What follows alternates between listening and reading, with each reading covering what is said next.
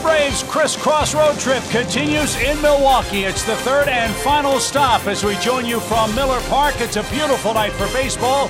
It's a hot night. Great for grilling, great for baseball. It's the Braves and the Brew Crew tonight in Game 1 of 4. This series features two of the top teams in National League play. The Brewers with the best record, the Braves third, second to only the Chicago Cubs and Milwaukee in National League Eastern play so far here in 2018. And hi again, friends. Chip and Joe, welcome to the ballpark. This one should be fun. Perhaps a October preview, quite frankly, as the Braves and Brew Crew get together. Joe, we saw the New York Yankees in the Bronx. Atlanta dropped 2 out of 3 there. They face a Milwaukee team that in many ways plays baseball very similarly to Aaron Boone's ball club. I agree that those two ball clubs are very much the same because they have such strong bullpens. But let's take a look at the Milwaukee Brewers and see what they do well. They are, first of all, we talked about the record and how good they are. It's especially good at home as well.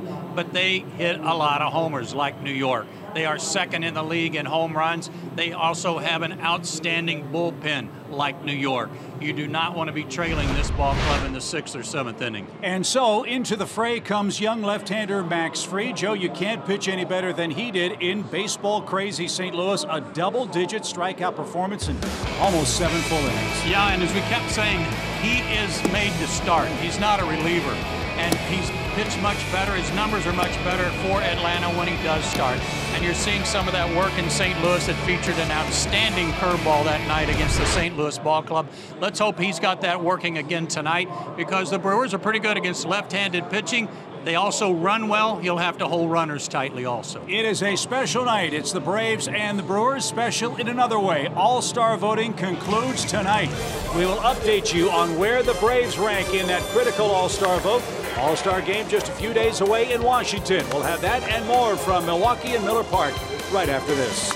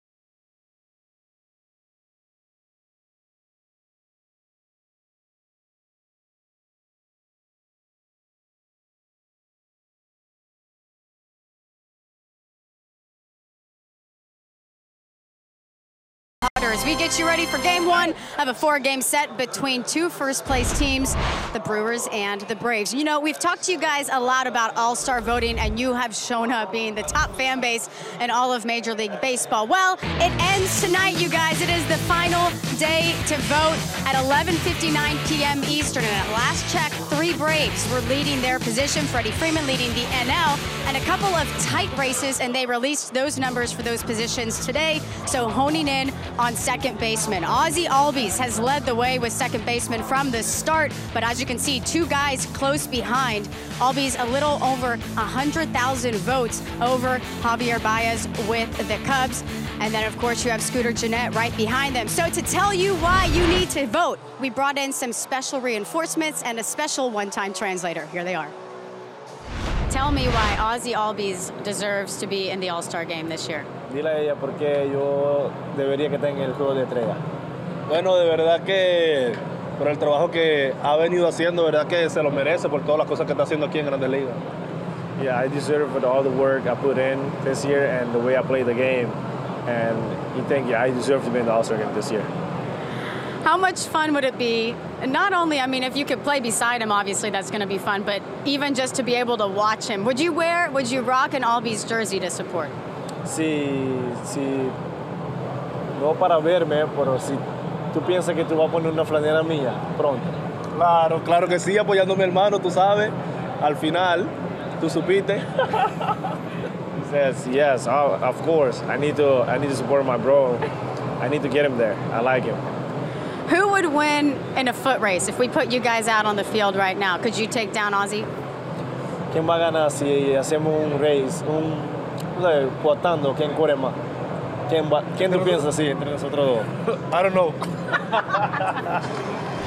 Oh, I love their friendship. But hey, you guys, like we mentioned, voting ends tonight, 11:59 p.m. Eastern. This is the final push. Make sure you get your Braves in that game. But the Braves are going for some All-Stars tonight. They're also going for a W tonight. The tough road trip continues, our final city here in Milwaukee, and a first-place showdown between the Braves and the Brewers. Max Fried taking the mound for Atlanta. First pitch is next.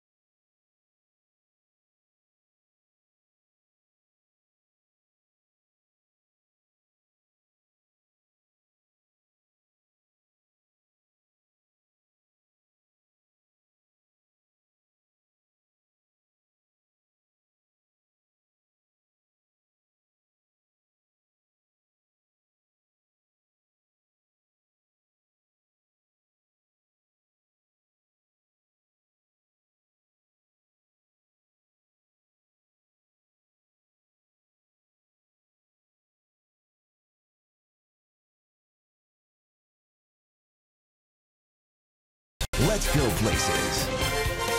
And by SunTrust. Confidence starts here. The roof is open on a beautiful southern Wisconsin night. Ozzy Albies and Ronald Acuna looking up into the stands here at Miller Park, where it's a perfect night for baseball. In fact, we might need a parka, considering how hot it was in St. Louis and New York. It's only 82 degrees, as you see on our Checkers weather report. Temperatures tomorrow expected to be in the 70s. That will be extremely refreshing, as would be another win against Milwaukee, a place the Braves have won pretty consistently. In fact, Atlanta's not lost a series here, Joe, in 5 seasons, a trend which Ender Inciarte and the rest of the Toyota starting lineup hopes continues tonight. Yeah, the Braves are 8-4 their last 12 games here in this ballpark. And the Braves swung the bat well in New York. They just couldn't come away with an extra win. They got 1 out of 3 at Yankee Stadium. But a good road trip thus far at 4-2. You see Freddie in the lineup, and hopefully he will be okay tonight. They'll go against a former teammate, Jolis Chacin, 30 years old, 6'3", a hefty 250 out of Venezuela, in an 8th year in the big leagues, and he's pitching really well for the Brewers. Signed a 2-year deal. His last 11, 4-2, a 3.27 ERA. Gave up 1 run in 5 innings his last time out against Cincinnati on June 30th. Got a no decision. Lifetime against the Braves, 1-4 pitched against him twice last year and was 0-2 with a 3.75 ERA. Low 90s fastball, slider, changeup, curve. Might remember Chacin was briefly a Brave a couple of years ago. Atlanta later traded him to the Los Angeles Angels of Anaheim. And so he's really done a nice job for this Milwaukee club, Joe, that's remarkably in first place in the Central with 3 of their starters on the disabled list. Zach Davies, Wade Miley, and Jimmy Nelson all hurt. Nelson and Davies combined to win 29 games last year, and they have pitched hardly a lick so far in 2018. They've had various guys on the disabled list. They got Lorenzo Cain on the DL right now. They just activated Saladino from the DL today, and he's at shortstop. So Julius Chacin will face Ender Inciarte, who's got 6 hits on the road trip and batting .252 on the year. And we are underway. It's downstairs. Ball 1. Ballpark looks beautiful. Infield, outfield, impeccably manicured, but look how dark the dirt is at home plate. They have really soaked down the circle around the batter's box. A ball hit there might stick in the early innings tonight. Which is perfect for Chacin, who loves to throw that hard sinker. And that went in for a strike. 1-2 for Ender. Jeff Kellogg has the plate. He's this crew's crew chief. James Hoy, Marvin Hudson, Quinn Walcott, the other umpires. And Chacin out of that modified windup turns it loose. And Ender got hit with a 1-2 pitch right on the foot or the shin guard. He's hobbling around. That's happened a couple of times on this road trip. And maybe the same spot. Well, remember too, Albies got hit in the foot at home, and was that a homer in St. Louis where he had to sit out a game. Well, that's right on the instep of his left foot.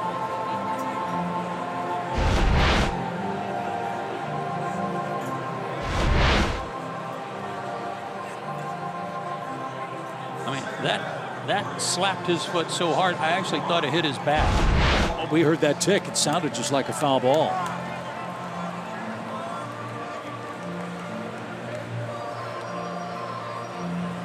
So Chacin plunks Inciarte, the leadoff man on for the Braves. Ozzie Albies is coming up.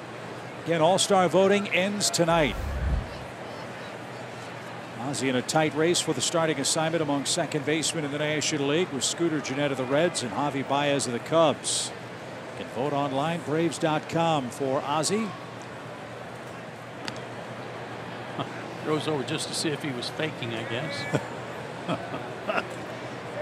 Chacin's hit his 5th man. That's more than any other Brewers pitcher this year. See if Atlanta can cash that in. Braves have done a good job scoring in the first. 48 opening inning runs. And taken low. 1 ball, no strikes. Ozzie's having a terrific road trip. He's 10 for 28 at the plate. 3 hits yesterday in New York. He's one of 3 Braves with over 100 hits before the All-Star break. Good breaking ball. And that good work earns him our Zaxby's Indescribably Good Player Awards. Reaching in 14 straight games with 13 runs scored in those 14 games. Had a home run in New York. Hammered down the right field line. That's a fair ball headed for the corner. Ender around second on his way to third. Yelich digs it out. They're going to wave him. Here comes the relay throw to the plate. It's going to be late. And Ozzie all the way around to third. Ender scores. It's 1-0 Atlanta.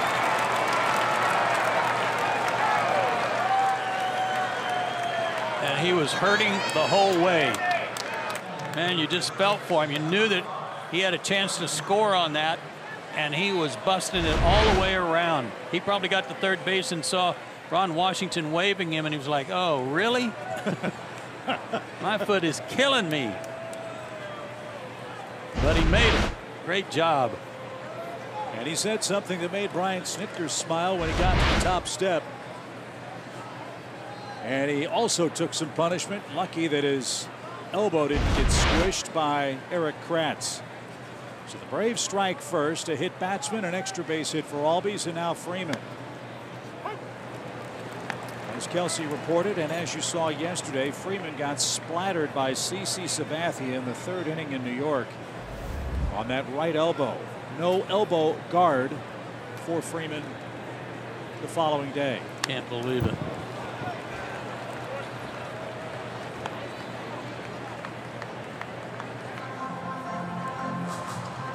He does not like to wear shin guards. He does not like to wear wrist guards.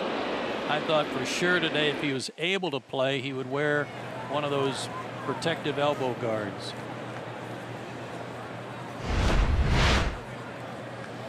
Two quick strikes and a pop fly out of play. To paraphrase Pink Floyd, he was uncomfortably numb with that right arm. You could see it dragging in New York, and I've never seen him, Joe, not make a ground ball throw in between innings to the infielders before. I saw him when I first got on the charter last night, and I said, I know it was numb then. As he says, it's still numb. Right back to the mound, and Chacin flips it to first. Ozzy's coming home, and he's going to score. A casual flip to first base by Chacin. Albies read it. He broke for the plate and scores the second run, and Freeman will get the RBI. Folks, this is baseball stuff. He freezes. Chacin checks him, but that wasn't good enough for Ozzy, and that's just baseball instincts, paying attention to what the guy's doing. Stole the run right there. So it's 2-0 Atlanta. Freeman knocks home Albies with a little help from a casual throw to first. And Nick Markakis is the batter with one man out. I don't know if they'll give Freddie an RBI on that. Did they? Yeah. Wow, that's generous. As Ozzy was going back to third, they did such a good job on reading that Aguilar didn't even make a throw. Now Nick drives one deep toward left. Braun back to the track. He's got room. And there's the second out.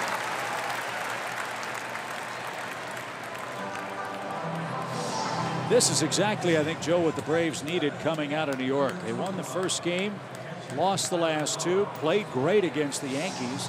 But to come in here early, give Max Fried a couple of runs against a really tough National League club in their home park, says a lot about Brian Snitker's club. They felt good about themselves coming out of New York despite going 1-2 there. They played well.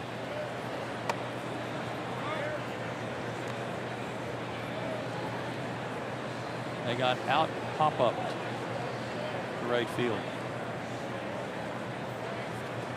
So 2 runs on a hit and a hit batsman for the Braves. And Tyler Flowers is the Braves batter. He's the 5th man to hit in the inning. He has seen Chacin before, and he has liked it. And that's good. Tyler had a rough series in New York. He had that one rough game. 0 for 4, struck out 4 times. Maybe Chacin is the tonic. There's that sinker. 2 balls and a strike. A pitcher like Chacin with that arsenal is exactly what the Brewers want in this park. When the roof panels are open, when the roof itself is open, the ball will fly here.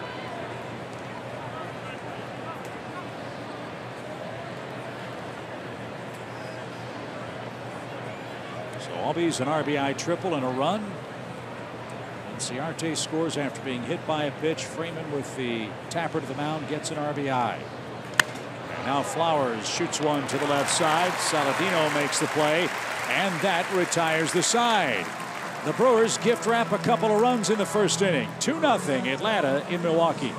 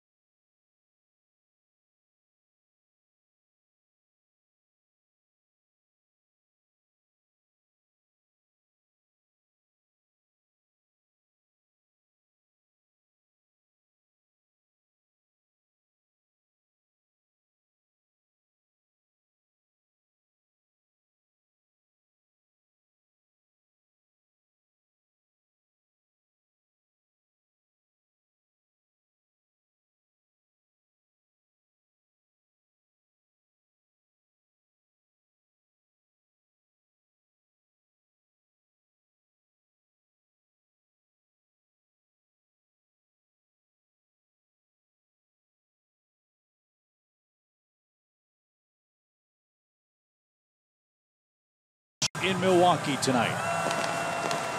And as we keep saying about him as a starter, he is a starter. He's a born starter, and his career bears that out. 2-1, a 2.40 ERA in 6 starts. His relief numbers not that good. His 4 keys to pitching success tonight. Number 1, lower half. That's not his lower half. That's the lineup for the Brewers. Their lower half has struggled all year long trying to find somebody down there that can be productive. That's a place he can go to get outs if need be tonight.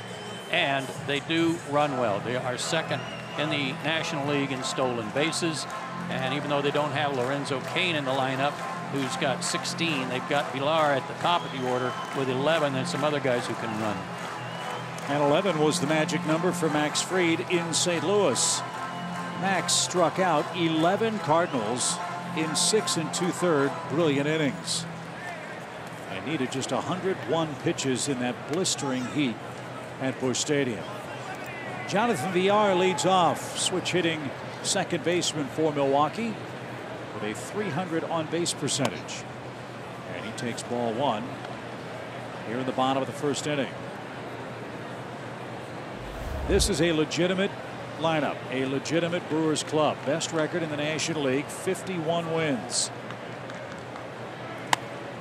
There's the high heat, 93-mile-an-hour fastball, evens the count. Greg Counsell's done a heck of a job here. Last year the Brewers won 86 games, a 13-game improvement over 2016. They lead the Central. And a hammer job hit toward left. Acuna's not going to get that. That's going to ricochet off the wall. And Villar's on his way to second with his 9th double of the year.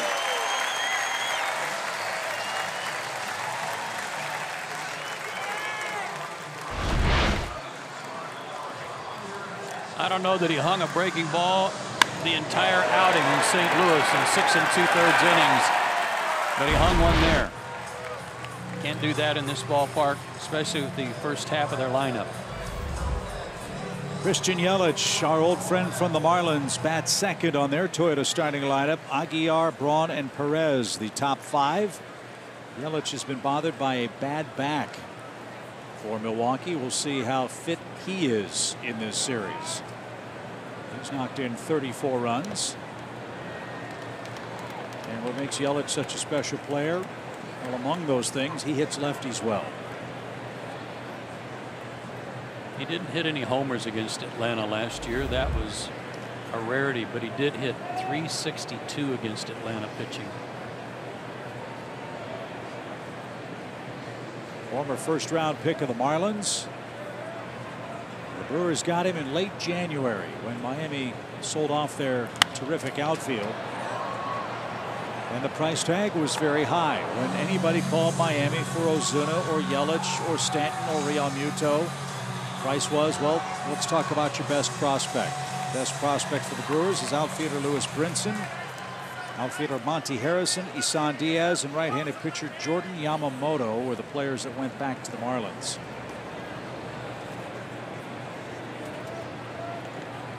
One ball, one strike. And a fastball missed high. And again, change your looks. Villar wanted to go on that. In fact, Yelich took the pitch maybe because he was distracted when it looked like Villar was going to break. Right about the Brewers, they have 65 stolen bases as a team. Villar has 11 of them.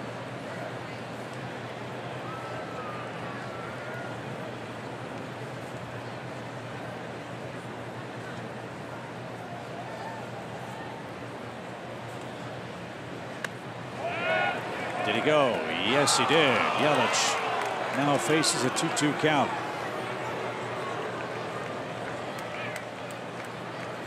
Glenn Walcott, the umpire at third base tonight.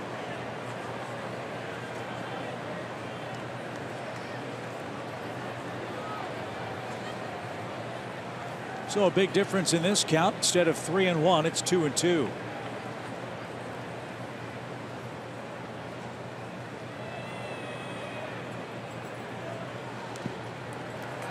And that slow curve bounces up for a full count. Milwaukee #1 in the National League in stolen bases. Washington's #2 with 64. The Braves are third with 50.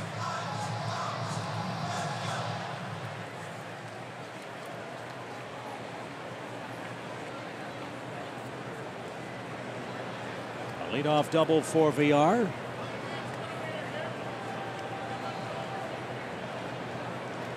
Yelich now with a full count.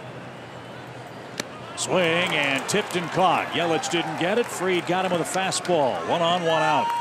That had a little heat on it too. 94. Slide step. Great spot. Well, in what has been a season of great stories for the Brewers so far, the man in the batter's box might be their best story. Jesus Aguilar has hit 19 home runs. He's knocked in 55 runs and didn't hit his first home run until the 21st of April this year. He was an extra man. He was just a backup till all the injuries set in.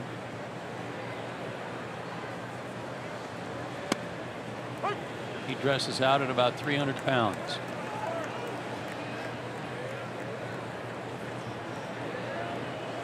His first RBI was April 19th, and he's got 55 of them. No balls and a strike. With VR at second, 2-0 Atlanta. Brewers batting for the first time tonight. Now he takes off for third. Ball in the dirt. Throw to third is close and not in time. So VR swipes his 12th base. And now a fly ball could bring him home with the first Brewers run.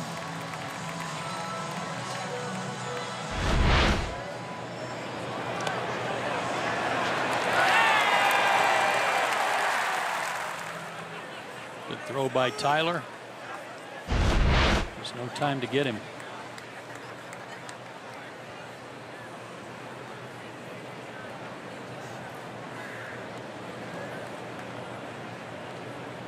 Fried will continue to work out of the stretch with 1 out.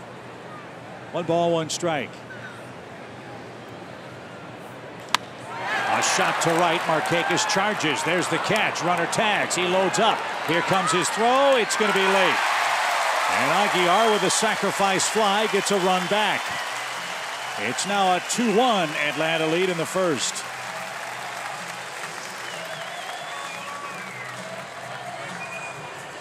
'56 RBIs for Aguilar.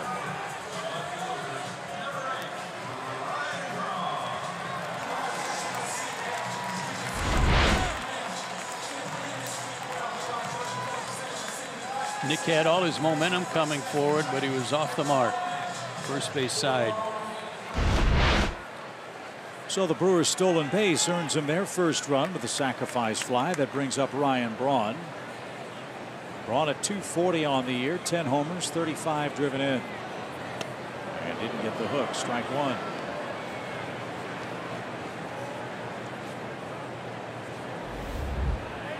Teams are having some luck with Ryan Braun throwing him fastballs up and in, and he's not catching up to him.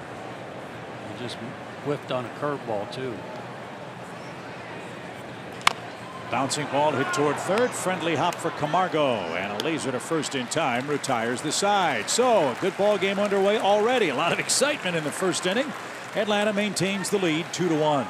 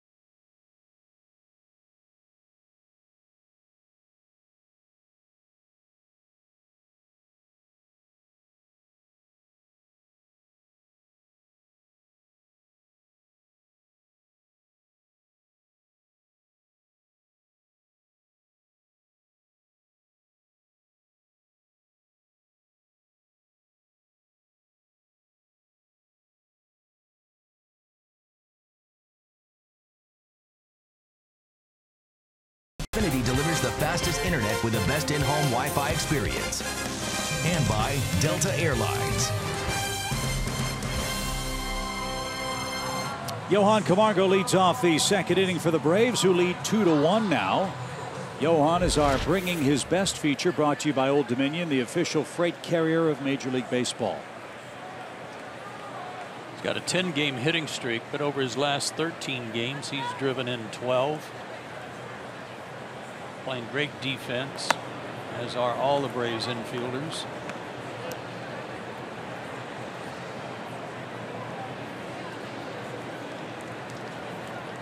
Nine homers, 37 knocked in for Johan, who's got his average to 260.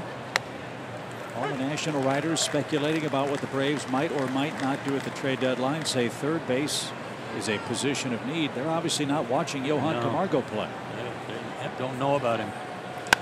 That's hit the other way. Nice pick at third by Perez, and the throw to first in time for out number one. Positioned perfectly off the line. Perez is a nice player. We enjoyed watching him last year play for the Brewers. He could play anywhere on the diamond. He's got a good arm. Playing third tonight.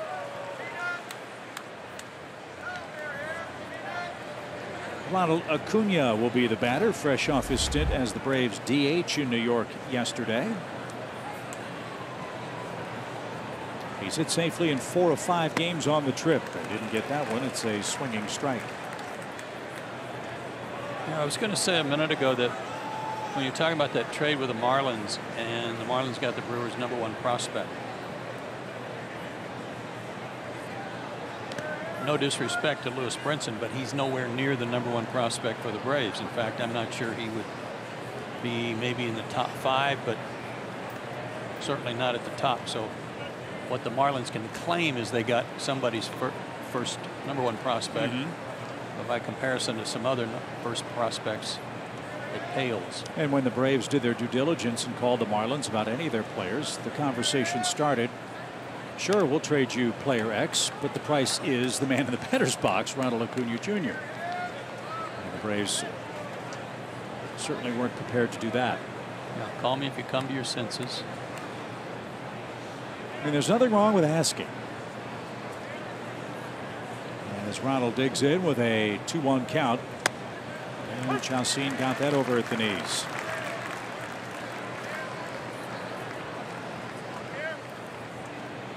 A hit batsman, triple, and a comebacker gave the Braves 2 first-inning runs.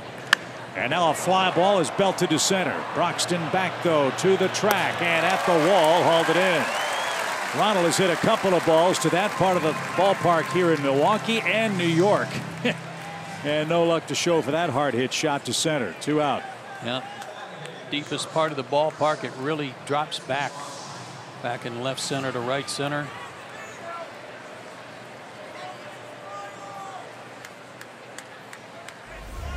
So 5 straight set down by Chacin. Dansby Swanson, the hitter. The Braves shortstop batting 8th and hitting .246.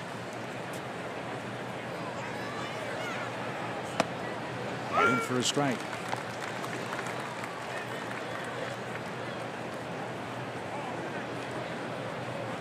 Braves start action tonight. A game and a half in front of the Phillies. The Phillies are idle tonight. If Atlanta can win, they'll go a full 2 games in front. The Washington Nationals are in 3rd place in the division. They've lost 5 in a row, and they're getting clubbed by Miami 9-1 today. Foul back. Yeah, they had a players only meeting yesterday after the game. I guess they didn't inspire one another. Jeremy Hellickson started, got shelled. Believe it or not, since mid-June, the Washington Nationals starting rotation entering tonight's play is 1-15. That's impossible. And they're down 8 runs today. The pitch is popped up right side. Aguilar says "Yo la tengo," and he does, and it's 3 up, 3 down in the second inning. 6 up, 6 down for Chacin. Braves up a run.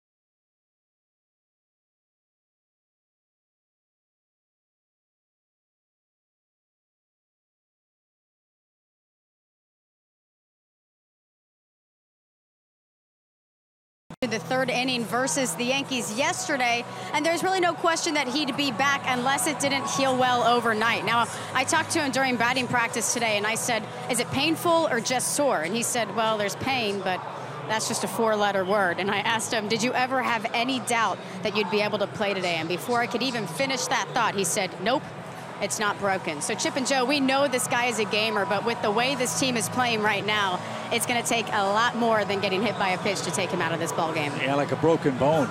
That's what we were worried about. When he came out of the game, it had that awful sound to it up in New York. Yeah, I've been watching him throw, and it's definitely affecting him. He doesn't have to cut it loose, just throwing some grounders to the infielders. But it's there, and it hurts. So Max Fried back to work, his second frame. Hernan Perez will be the batter, the Brewers' third baseman. As Joe said, this guy's a valuable player. He can give you a good at bat, but a good glove, more importantly, at almost any position on the diamond. And I think he pitched in a game.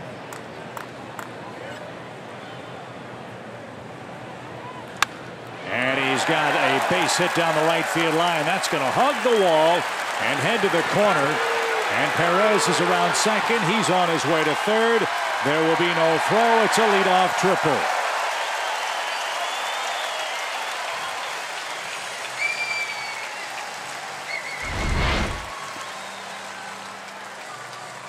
Fastball away, and he just put a good swing on it. Braves were playing him well off the line, playing him to pull. And he beat the shift and hit one right on the line. That's his first triple. And the Brewers have the tying run 90 feet away for Keon Broxton, who has made 3 highlight reel catches in the outfield for Milwaukee this year, including one in their just completed series this week. He just got called up. Yeah. 6'3", 195-pounder. Right-hand batter, the pitch. He's upstairs. Problem for Broxton, when we saw him a couple of years ago, strikeouts. He did not put the ball in play very often. Last year, struck out 175 times in 414 at-bats.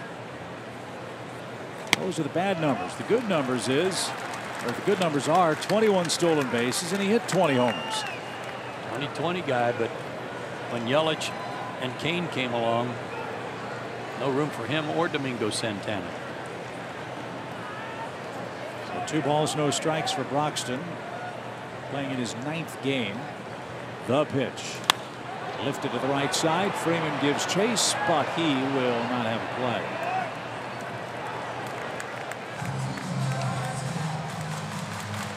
So this becomes that critical part of the Brewers lineup, Joe, that you talked about. First 5, well, a double, a sac fly, and a triple. Now it's up to Broxton, Saladino, Kratz, and perhaps Chacin to get this second Brewers run home. Yeah, he'll have to do some fancy pitching here with nobody out to keep that runner at third base, but he can do it with this part.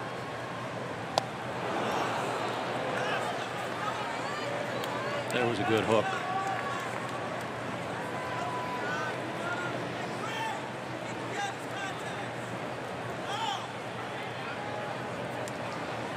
So it's 2-2 for Broxton.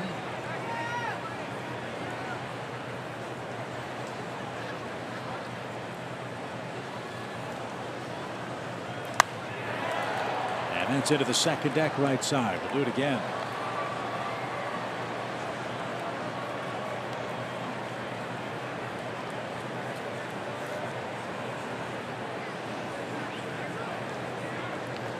Brewers will hit a lot of home runs. They will strike out a lot.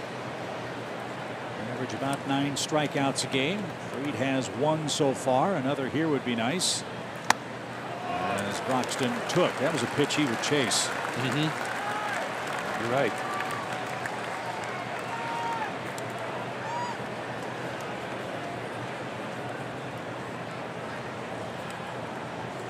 Curveball. Nope.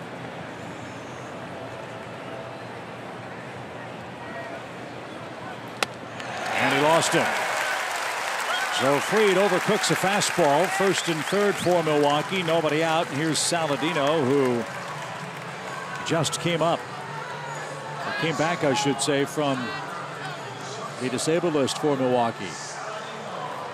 He had a sprained left ankle, and the accounts I read about him coming back were that he might be back sometime during the weekend. Didn't expect him back this early. They got him from the White Sox earlier in the year.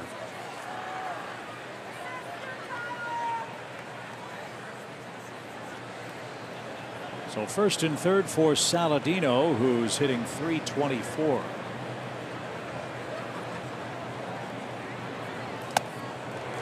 It's up and in. 1 ball, no strikes.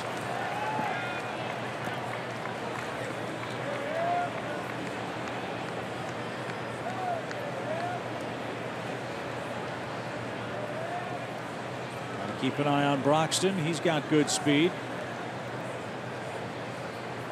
Plays a double play depth up the middle. Let's see if Fried can get a ground ball to someone. They got a corner call there, even count. The hard part for the Brewers, if you're looking for a weakness or where they're looking for help, is their middle infield. You rarely hear that from a ball club that's in first place. But Orlando Arcia has been absolutely horrible at shortstop this year from an offensive standpoint, hitting in the 180s. They sent him back to Colorado Springs. So they've been trying to fill in at short. So they have Saladino and they have Brad Miller, the former Mariner, and Tampa Bay Ray playing shortstop now. Travis Shaw's been battling a bad wrist. He's been their everyday third baseman. Doesn't play a lot against left-handed pitching. And a guy they just called up, Nate Orf, who hit a home run yesterday, his first big league hit. And there are some who say the Brewers might be thinking about going after a Moustakas type position player. They'd have to shuffle things around on the infield. They're already doing that in the outfield. 2 balls and a strike. First and third, nobody out. Braves by a run. And the pitch. Didn't get it. It's just rare that for a team this good or that's in first place and battling for the division title, usually you're really strong up the middle to begin with and work out from there. Their asset has been their pitching, both starting but especially their bullpen. At first base who's come on like gangbusters, and Kane and Yelich when Kane's healthy. 2-2 pitch. Boy, strikeout would be nice here. And we'll see another pitch. Still 2-2. Yeah, it's an excellent point. They're starting shortstops at AAA. Starting center fielders hurt. They've mixed and matched behind the plate. Kratz didn't start the year with him. Got him in a deal from the Yankees. Shaw's been banged up, playing hurt because of all the other injuries. I mean, it's really been patchwork from the lineup card standpoint for Craig Counsell. But it's working. We've got 51 wins. Still second in homers. The pitch. Line into center field. That's down for a game-tying hit. So Saladino back off the DL. He brings home Perez. 2 are on, nobody out. It's a 2-2 score. Good at bat by the Brewers shortstop. Fastball. He's going to have to get that fastball down.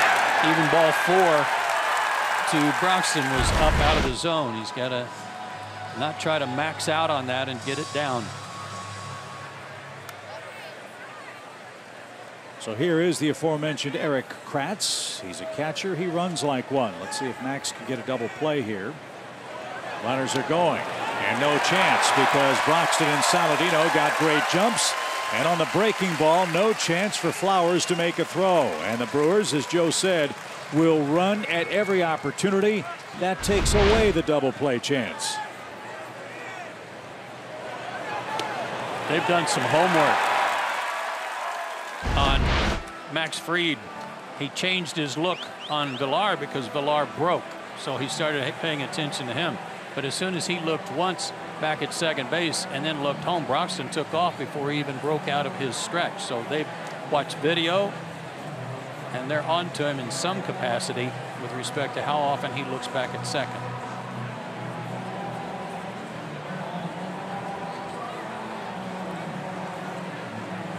So a leadoff double and a stolen base in the first turned into the opening Milwaukee run.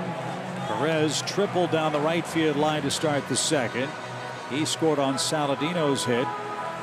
Saladino reached after Broxton walked, and then a double steal has runners second and third. Nobody out for Kratz, who's hit 3 homers and has knocked in 5. Well, get Kratz, then you got the pitcher on deck. That might give you a chance to pitch around these guys that are on right now. He's got to make good pitches to Eric Kratz first. But the point you made earlier, Joe, the bottom of the order feeding the top means trouble for Brewers opponents. And already a walk and a single after the Perez triple.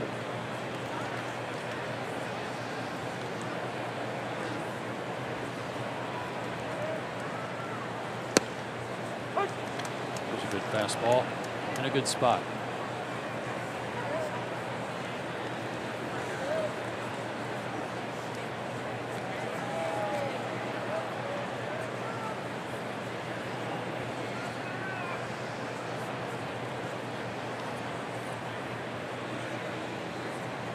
A 2-1 pitch.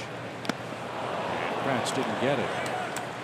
Eric has been a well-traveled player. He's played with the Pirates. Braves fans will remember him mostly with the Phillies. Also spent time in Toronto, Kansas City, Houston, and some time with the Yankees last year.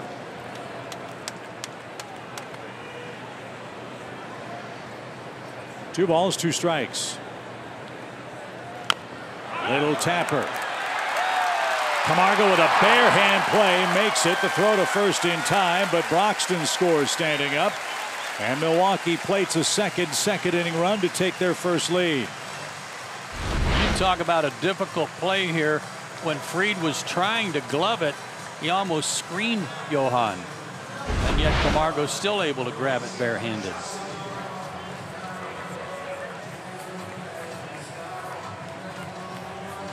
So Kratz is retired on a great 5-3 play by Camargo, but give him the RBI. And now Chacin with the lead will bat with the infield in and 1 out. And he fouls 1 away. Not a bad hitter. No, he's not. He's got 6 hits this year.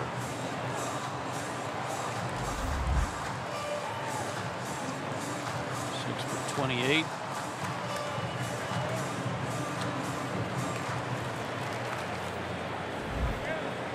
Willis is 30 years old. Lives in Scottsdale, Arizona in the offseason. As I said, he pitched with the Braves in 2016, made 5 starts, went 1-2. Struck out more than a man an inning. Atlanta traded him to the Angels for Adam McCreary, a left-handed pitcher, in May of that year. 1 ball, 1 strike.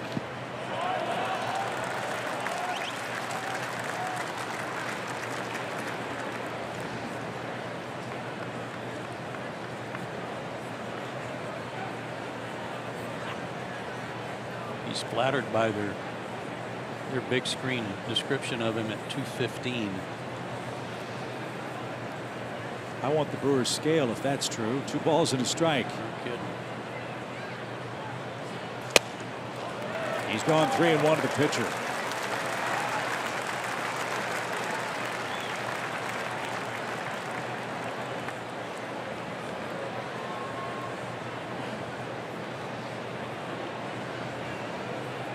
Can't just groove one to this guy, but you got to throw a strike. And he couldn't. A wild pitch all the way to the screen. Play at the plate is not in time. Fried had the ball, dropped it, and Saladino went back and retouched the plate. He was out. If Max held on, he couldn't. So the best of all worlds for Milwaukee. A walk to the pitcher, a wild pitch on ball 4, and they score their 3rd run of the inning. Saladino did something pretty smart here. He went to the first base side of the plate, and in the process knocked the ball loose.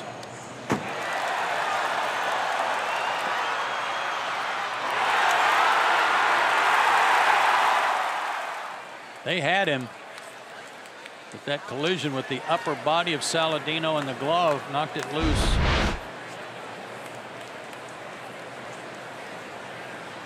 So 3 runs in for Milwaukee in the second. They now lead 4-2. And a strike to VR.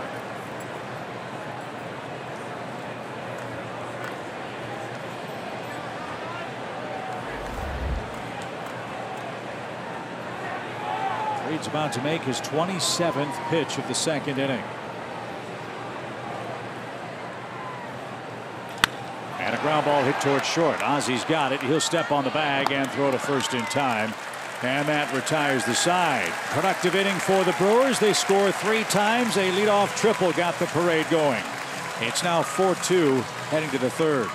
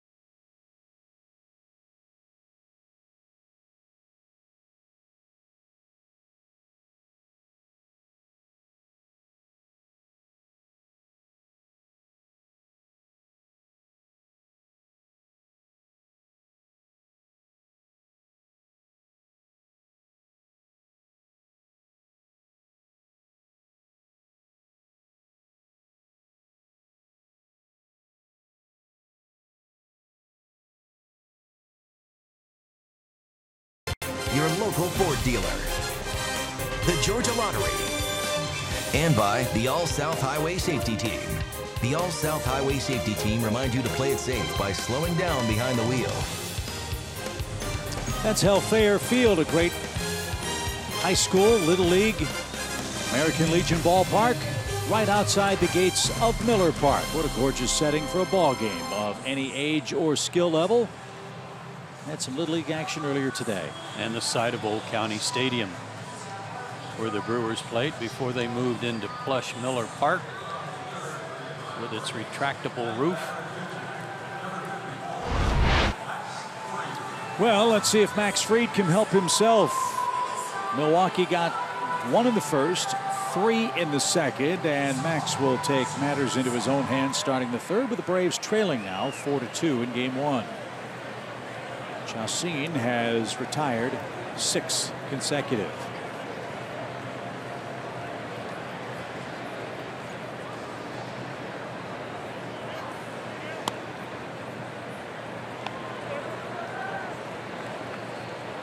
Chacin's last start against the Reds, 5 innings, 4 hits, a run. He left with a 3-1 lead. The Brewers lost that game 12-3. I believe that was the game that Michael Lorenzen hit a grand slam. Right.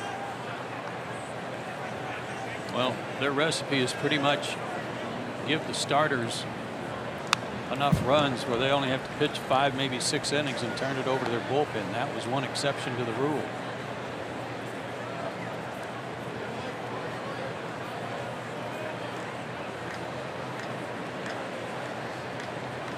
One ball, 2 strikes. And that spun off the plate for an even count.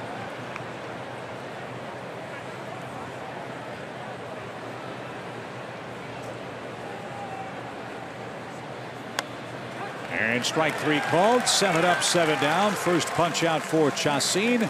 And we go back to the top of the Braves order.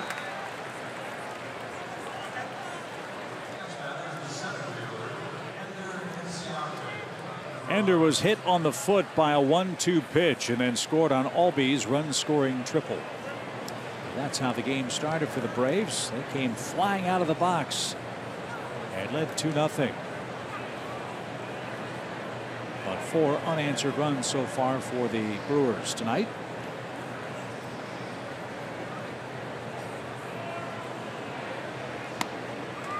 And hit at the knees.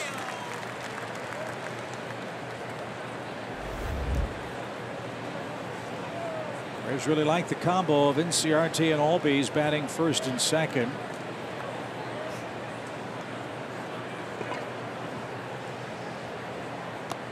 They have counting the 2 runs tonight, scored 27 times since June 22nd, with Ender batting first, Ozzie batting second.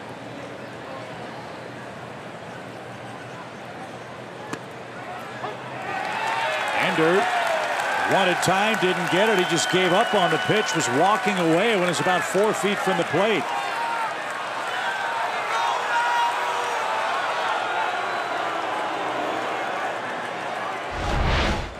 You rarely see this, and it's happened twice on this road trip.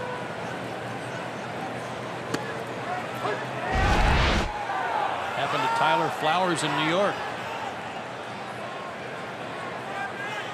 Time has to be granted. Just because you request it doesn't mean you get it. And strike 3 on a questionable call, and Ender is very close. That's exactly what the umpire said. You can ask for time, but I have to give it to you. And Ender is struck out. 8 straight retired by Chacin.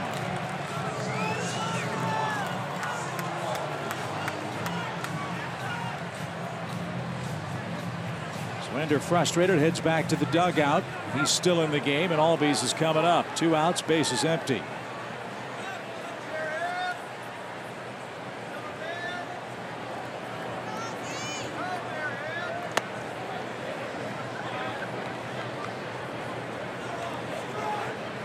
Albies leads the National League in extra base hits, total bases, and runs. He added all 3 of those totals with his first at bat triple.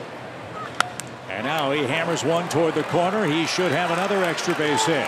He's around first. Helmet goes flying. There he is at second, and that's where he'll stop with 2 outs. So he's got the triple. He's got the double out of the way. He had 3 hits yesterday, and now he's 7 for his last 12 at the plate. Down and in, boy, he'll rake that, and he'll hook it every time.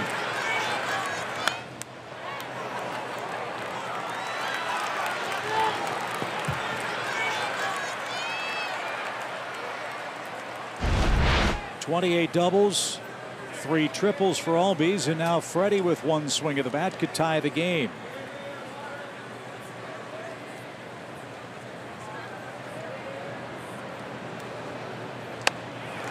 Cut it loose that time, but didn't get it. Shown a couple of change-ups, if not more, this inning. Starting with Ender.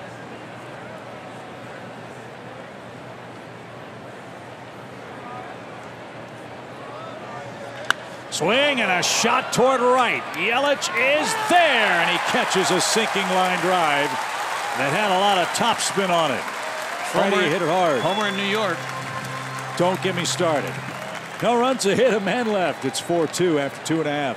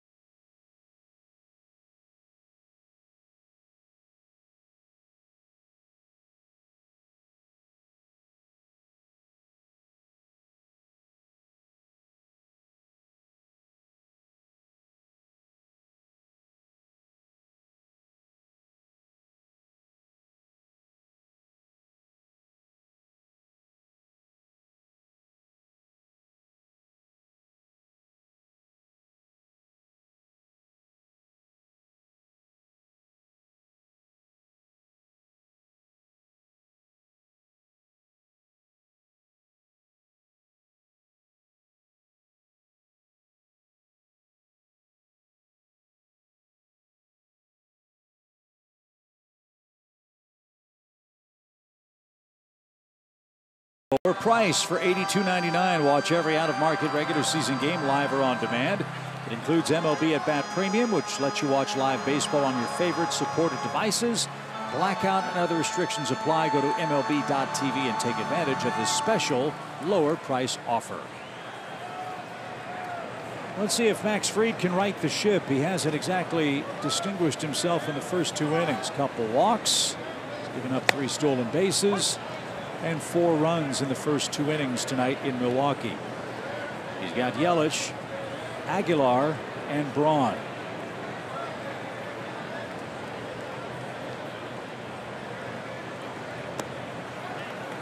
And downstairs, 1 ball, 1 strike.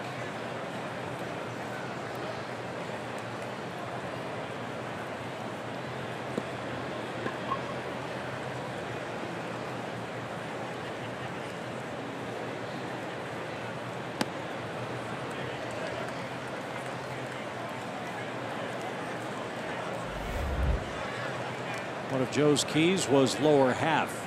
He's been up a lot. His other key was holding runners. 2 balls, 1 strike. That lower half is what you were talking about. Get the ball down for Fried, I would assume.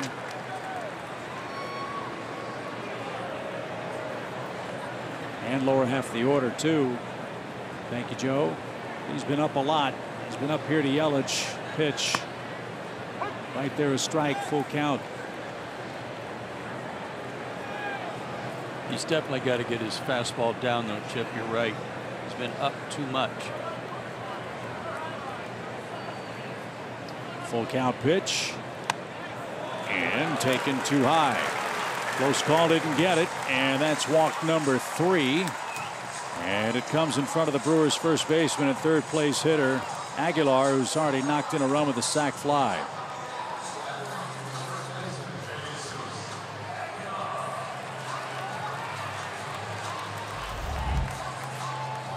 I would think this guy's playing himself into all-star consideration. Except he's not even on the ballot. It's all right in. They've got Thames on their lineup or on their ballot for first base. And Thames has moved around on the diamond, not just first base, but he's played the outfield for the Brewers. They've had to keep this guy in the lineup every day. You can understand why. 10 homers in June. Now up to 56 RBIs. He's in the top 10 in the National League. That missed inside to him. 1 ball, 1 strike.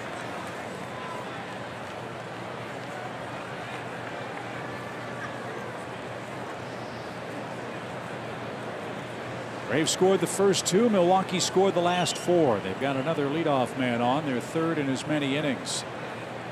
That was a good hook. One moment it was there, the next it was not. 1 ball, 2 strikes.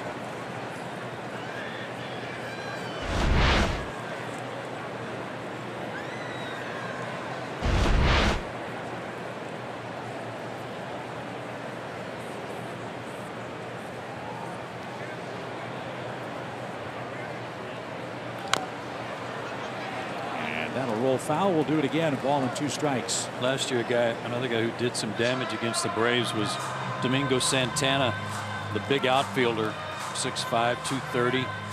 He hit .278 for the Brewers in 151 games last year, 30 homers, 85 RBIs, and he didn't make their club.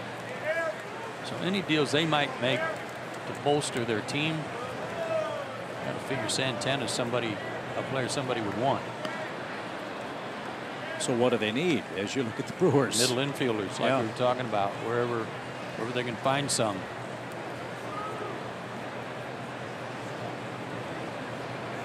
One ball, 2 strikes. With Yelich at first. Nobody out. Mile high fly ball center. Deepest part of the park. And under is there and puts it away. No advance by Yelich. And Aguilar is the first out of the inning. Well, how about the name Manny Machado? How would he look in the middle of this lineup playing shortstop? It's been rumored. And I think the Brewers, I'm told, their franchise in terms of their minor league system is in better shape than it's been in years. They are deep in some young starting pitchers.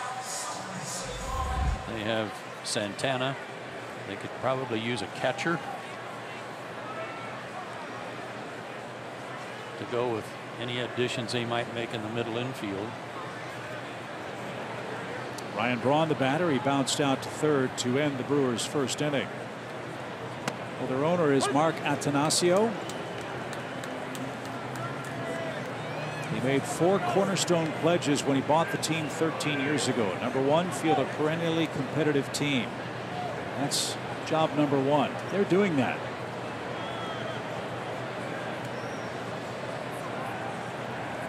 '86 wins last year. They figure to fly by that this year. As a little tapper, Fried's got it. He's going to go to second for 1. On to first, it's a little late. Nice play by Max to get the lead runner Yelich drawn at first with 2 outs. And the point about Attanasio is, under his tenure here, Joe, they've not been afraid to go out and get big name guys. CC Sabathia, Zach Greinke come to mind immediately. Yeah, those other 3 cornerstones. Deliver the best fan experience possible, be a leader in the community, and be an organization where people want to work either on the field or behind the scenes. Pretty good. So Perez, the batter, he tripled down the right field line and scored in the second. He's up for the second time. And up and away, ball 1. And it is definitely, it definitely would qualify for a small market team.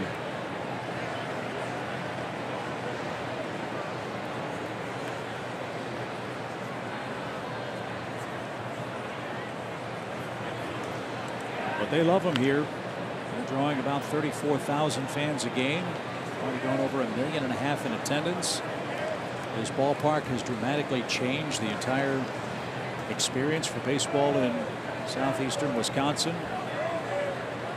And on a night like this, for Brewers fans, this is baseball heaven. That's in the dirt. 2 balls, no strikes. It's a very interesting ballpark with that pivot behind home plate that you're looking at now, where the fans come across on a track to cover the field.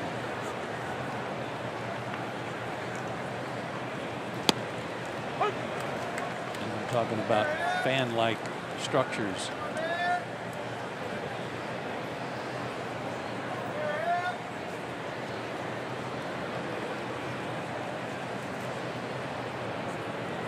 Two balls, 1 strike.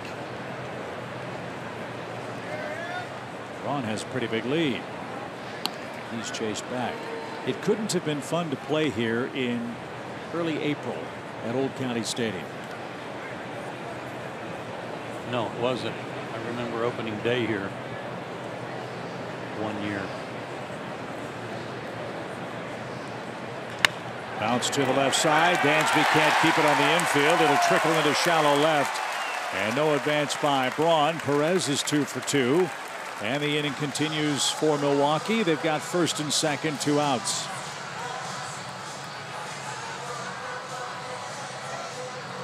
Playing here opening day 1 year. Another pitch up. Goodness, he's got to get the ball down. Kansas City Royals wore powder blue uniforms on the road, and it was snowing so hard that I couldn't see my teammates that were out in center and right field.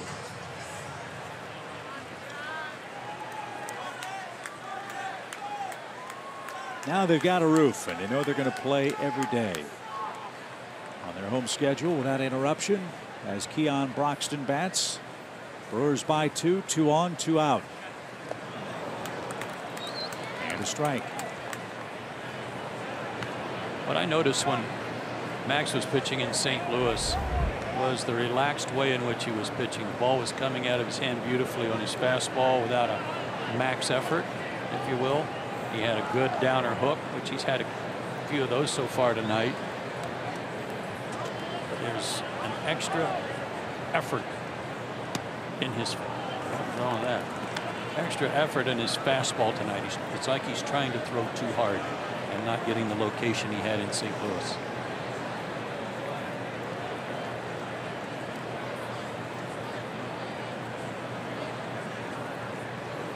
.60 pitches for him. And now the 1-1 for Keon Broxton. The runners take off. Throw back to second, and Braun's going to be picked off. So the Brewers very aggressive on the base paths, ran themselves out of a chance to add to their 4-run total. And again, they were going on that first look. That time he got him, though, and that ends the inning.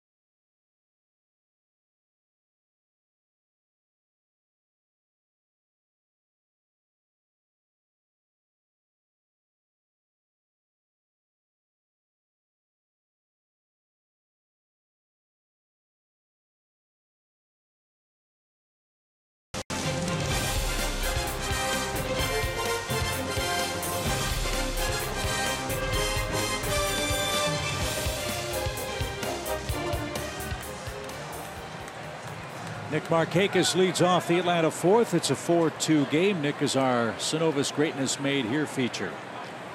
And that is the National League leaderboard among guys with a lot of hits. And you see 3 Braves on there. Nick at the top with 108. And Scooter Gennett, who's second, used to be a Brewer. Imagine his work if he was on this team this year. I think they'd like to have him back. They let him go. They waived him. And the Reds happy to have scooped him up. So Markakis leads off. And Chacin delivers low and outside.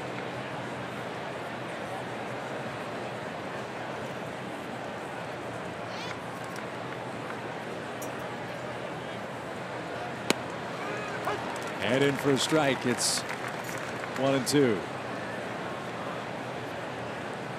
Markakis, Flowers, and Camargo for the Braves. Their second look at Julius Chacin, who's won 6 of his first 9 decisions. And a breaking ball got him. Markakis caught looking. That's 3 strikeouts. All of them have come since the start of the 3rd inning, and now Nick's turn to grumble.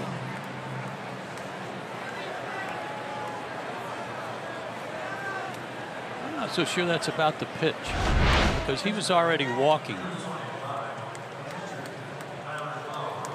I wonder if that's about Ender. I'm thinking it's about maybe something about getting quick pitched, which would relate to Ender calling time. Won't know till after the game, but Markakis, a civil conversation. And Flowers didn't get a high heater. 0-1.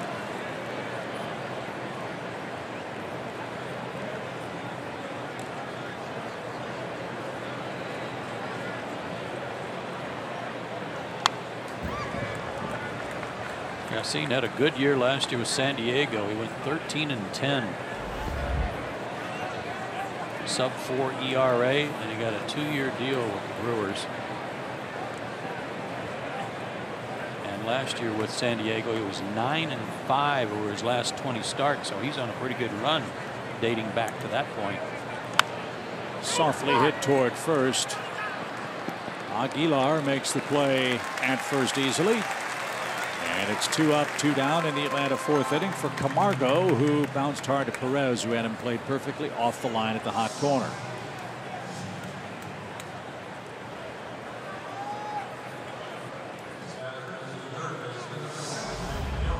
"15 hits for Johan in his last 43 at bats. That covers a 10-game hitting streak.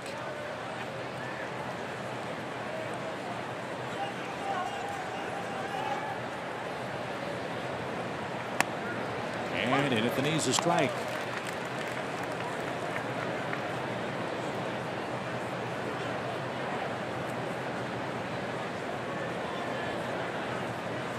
Braves bullpen begins to work as Camargo looks at strike 2 call.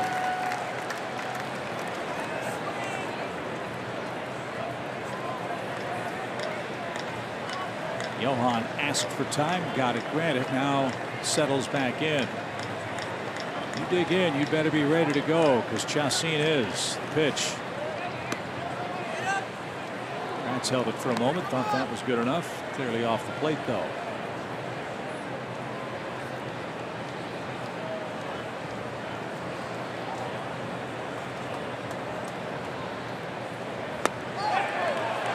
No swing.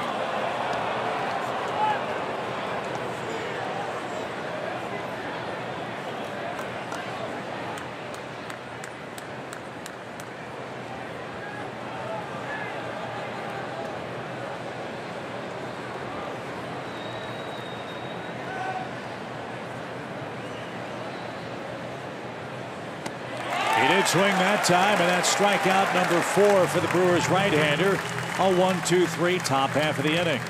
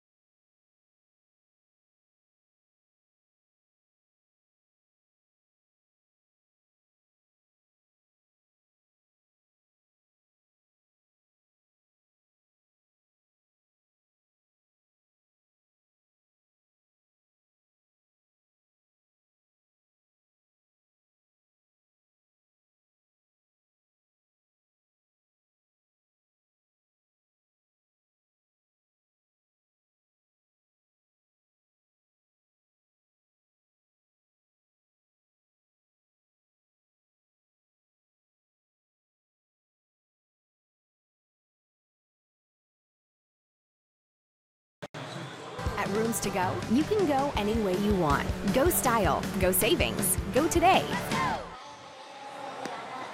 And it's the end of the night for Max Fried, who works 3 innings and gives up 4 runs, 3 walks to the Brewers offense, and it'll be Shane Carle pitching for the 36th time. Shane was given a few days off after his last outing at St. Louis on July 1st. An inning and a third, 4 hits, 3 runs. He's given up runs in each of his last 2 times out. Get back on track tonight. He will have that bottom of the order for Milwaukee: Broxton, Saladino, and Kratz. That trio's accounted for 2 RBIs, 2 runs, 2 stolen bases, and a run scored on a wild pitch. Can't give him any more. It's 4-2 Brewers. We're through 3.5 in game 1 at Miller Park.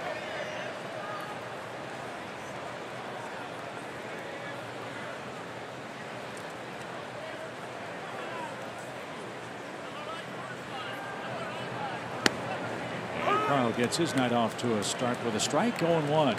Your thoughts and evaluation of Max Fried beyond the numbers tonight? Not very good. So upstairs, he just couldn't make that adjustment tonight to get the fastball down, and he paid for it both in walks and with mistakes in the upper part of the zone that got hit.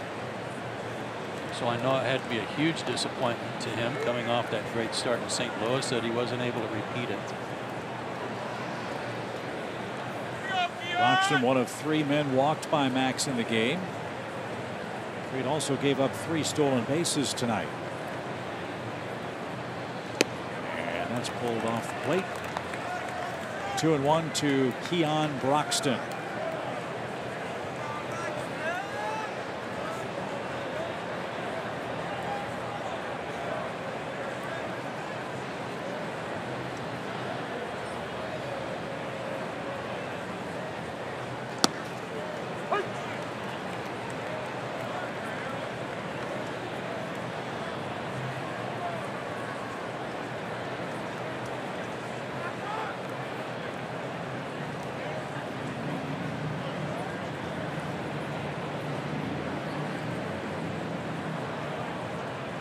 Two balls, 2 strikes.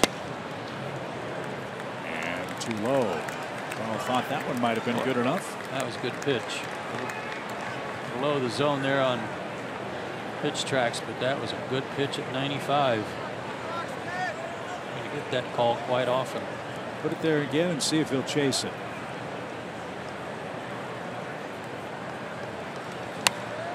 He went after it but fouled it off. We'll see how the Braves play it here with Shane Carle. The pitcher spot is due 3rd in the 5th inning. Braves have had a number of appearances where their relief pitchers have gone more than 1 inning. But as Joe mentioned, with the Brewers starter Chacin pitching so well, oftentimes for their starters it's a 5 or 6 inning game before their bullpen gets into the action. As he did chase that one upstairs. And Broxton's retired to start the inning. Nice comeback for Carle. 1 up, 1 down. Good comeback, good start for him. Here's Saladino. He had a hard-earned single back in the 2nd. Stole a base, scored on the wild pitch, also an RBI.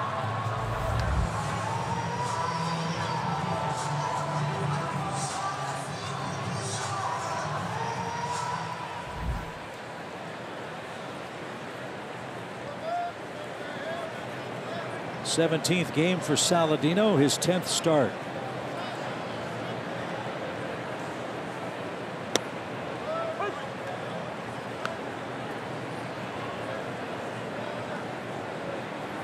He took the roster spot of Nick Franklin when he first came up in early May. And has an inside the park homer this year that came in Arizona.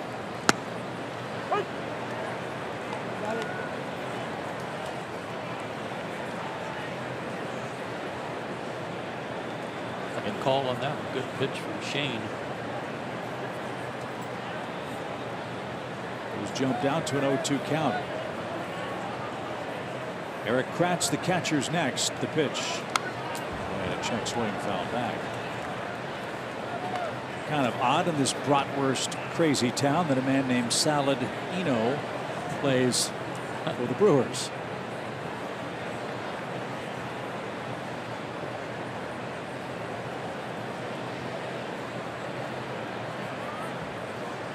Let us see what he does with this 0-2 pitch. It's taken a little low, 1-2.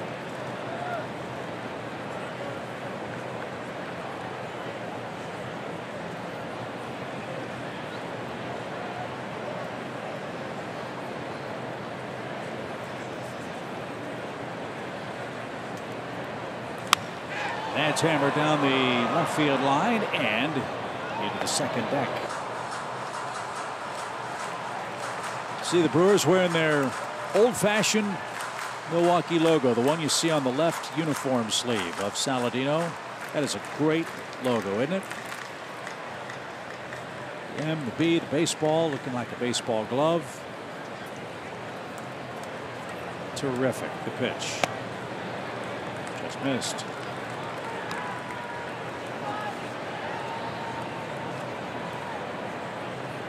They can throw some combos at you. They'll go old school too and throw back to some of their early 80s uniforms at times.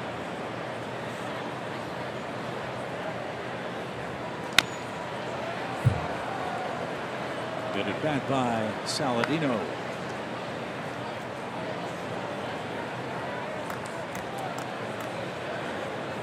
Maybe that players only meeting has worked. The Nationals have come back from a 9-0 deficit to lead. Holy smokes. It's 10-9 Washington in the 7th inning.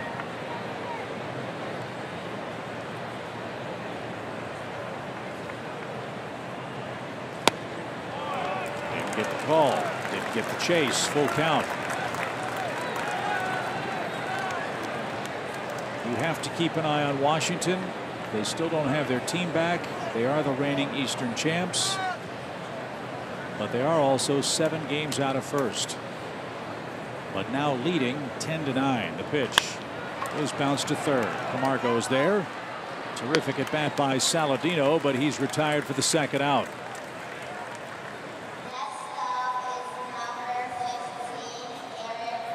And Eric Kratz will be the batter. We will see Washington right after the All-Star break. Braves in the middle of a very difficult schedule stretch. 16 of 18 games against clubs over 500. That continues with the rest of this series.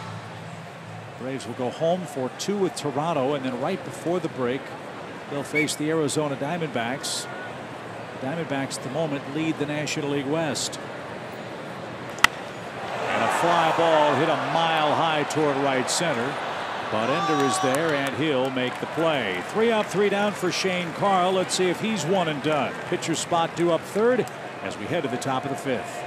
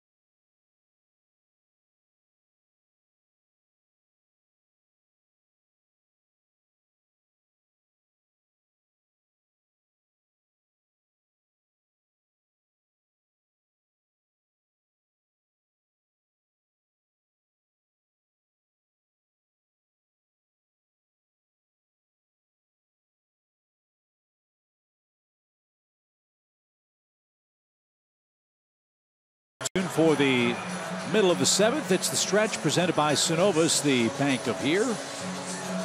Acuna, Swanson, and then we'll see for the Braves, who enter this 5th inning down just 2 runs. It's a 4-2 Brewers score. As always, the 5th inning brought to you by Audi and Q5. Get some guys on base, put some pressure on Chacin. He's had it easy since the 1st inning. Yeah, he's retired 12 out of last 13 Braves hitters. The Albies double in the 3rd, the only man to reach.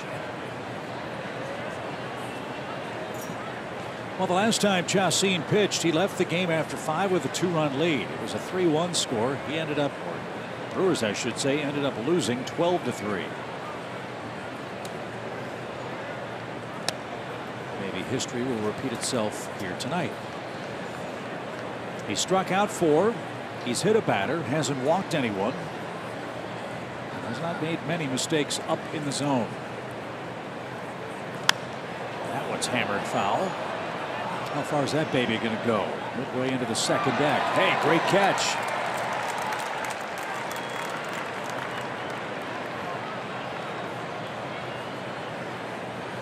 Right there by a Braves fan. Now, he's had a good breaking ball to the inside corner to right-handers, outside corner to lefties. That spot's been a good one for him.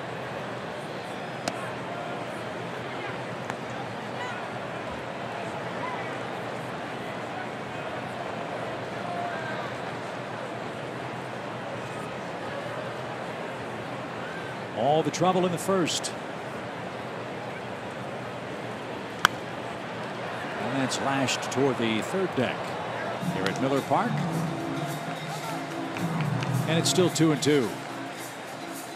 4 runs, 4 hits for the Brewers, 2 runs, 2 hits for the Braves. Errorless game. Both clubs have left but 1 man on base in the first 4 innings apiece.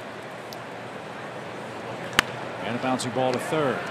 Perez makes the play, low throw, and dug out nicely by Aguilar at first. Good play.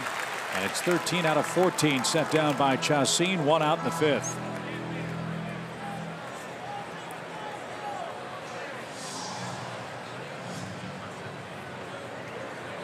It's only his 4th ground out. That's unusual for him.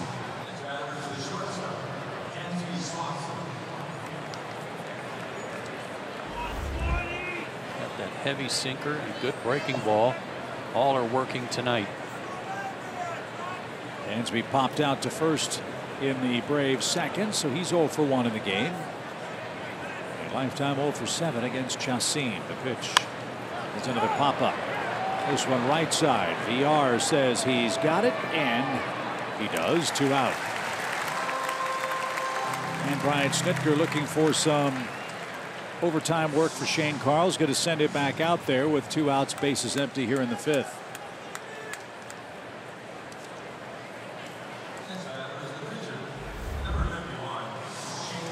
Oh for 1, excuse me, 0 for 3 on the year.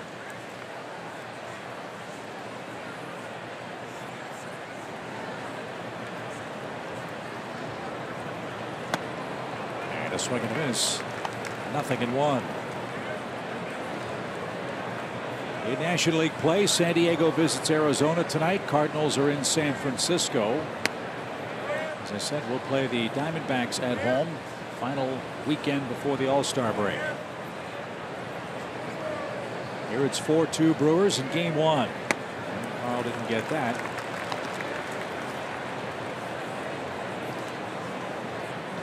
Guess what? He might get another one right here. Same pitch. And that is that. 5 strikeouts for Chacin. He's set down 15 of 16 Braves hitters since the 2-run Atlanta first.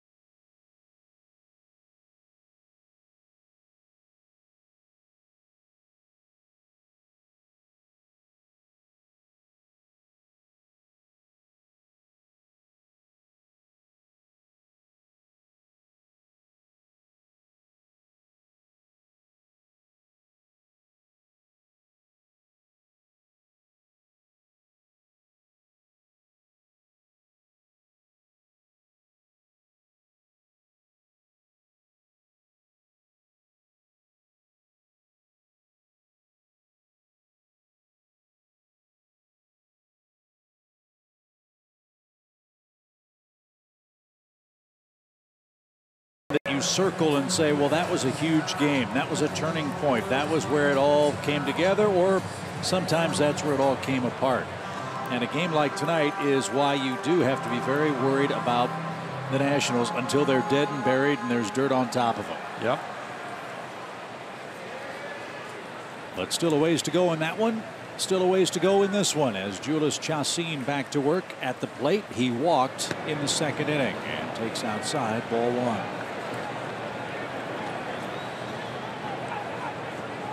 That guy that you and I like so much that we can't figure out, Adam Conley, was the reliever that came in and gave up 5 runs for Miami. Chacin pops it out of play. 1 ball, 1 strike. Marlins have been playing pretty good baseball too. That's somewhat uncharacteristic of late. In their last 9 series, Joe, they've won 6 of them. Under Don Mattingly. That is good baseball. But a collapse tonight. They're down 10-9. A shot hard hit to right. But Nick is there to make the play, and that's the first out. 4 up, 4 down for Carle. And we go back to the top. VR and Yelich are coming up.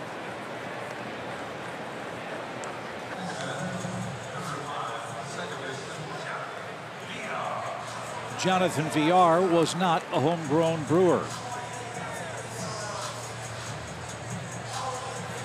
VR originally signed by the Phillies as a non-drafted free agent in 2008. In 2010, when he was still an A-ball, he went to Houston with Anthony Gose and Jay Happ for Roy Oswalt.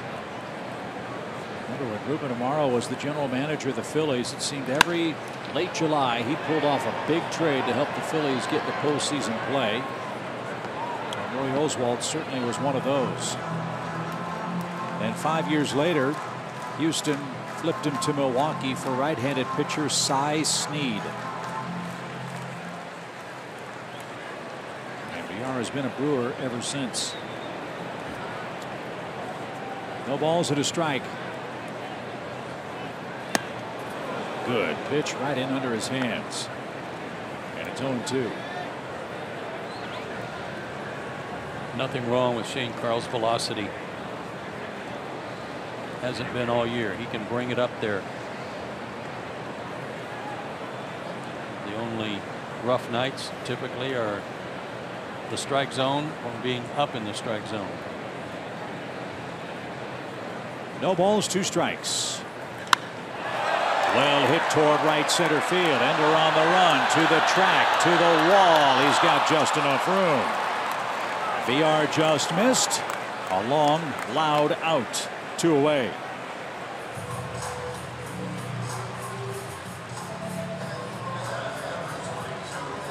Like Yankee Stadium, when it goes up here, you do have to hold your breath. Yeah.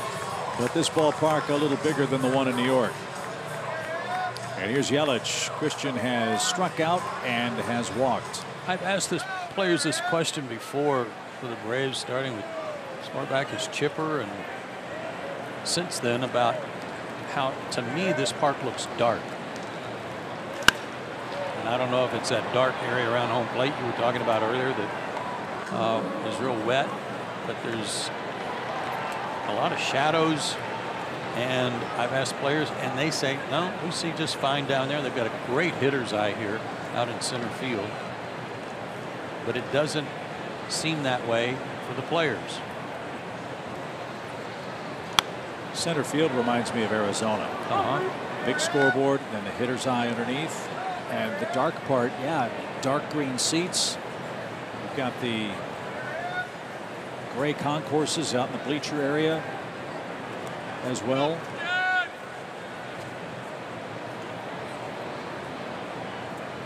Oh-2 pitch. Lifted toward right and right at Markakis, who backs up a step or 2, and Shane Carle has given the Braves 2 scoreless innings of relief. And now the top of the order's coming up. It's only a 2-run game. Let's see if Ender, Ozzie, and Freddie can get something started.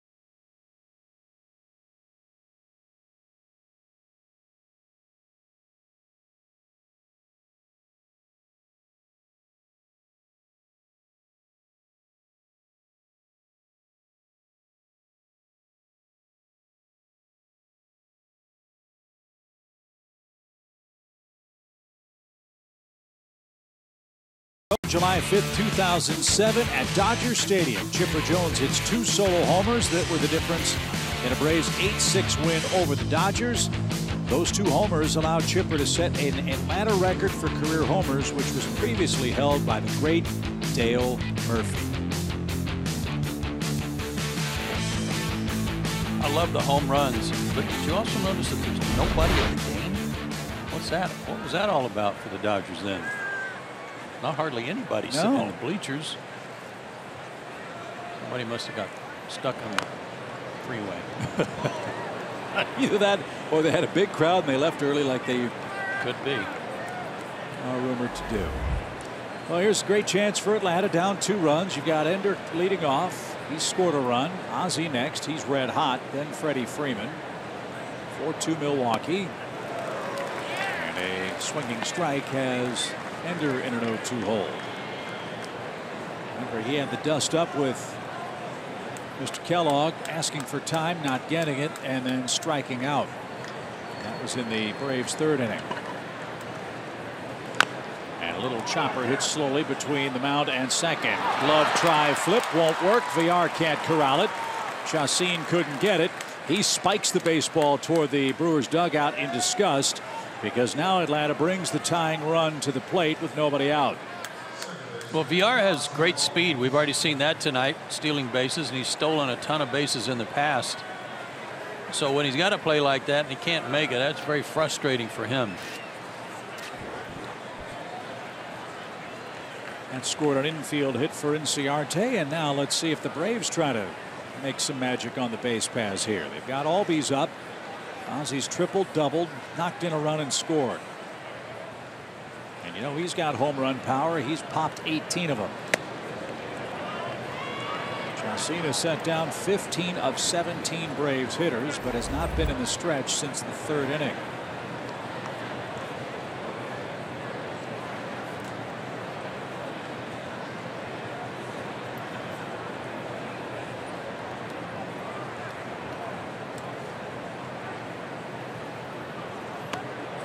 Get it.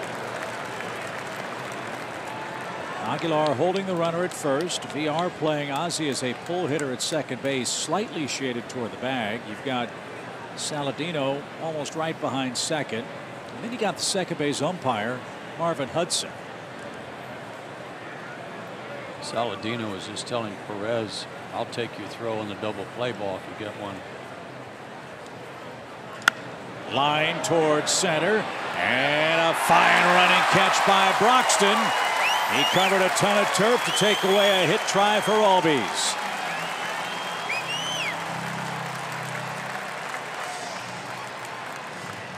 This guy has really given them a shot in the arm. He's hit a couple of homers. He's made some great catches, including the home run saving catch yesterday. And was their everyday center fielder last year. So there's a big first out, but they're not out of the woods yet. Freddie Freeman is the batter. Freddie had a sinking line drive to right that Yelich caught on the warning track. He also bounced one back to the mound in the 1st inning. Chacin bobbled it. Casually flipped to first, and Albies with a heads-up play scampered home from 3rd for the 2nd Atlanta run.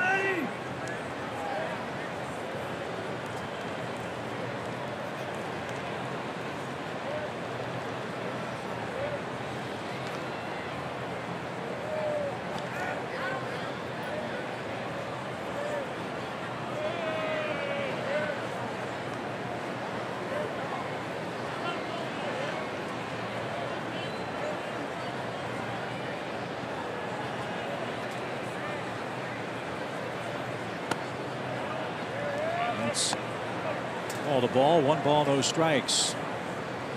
Freddie has come to like hitting at Miller Park.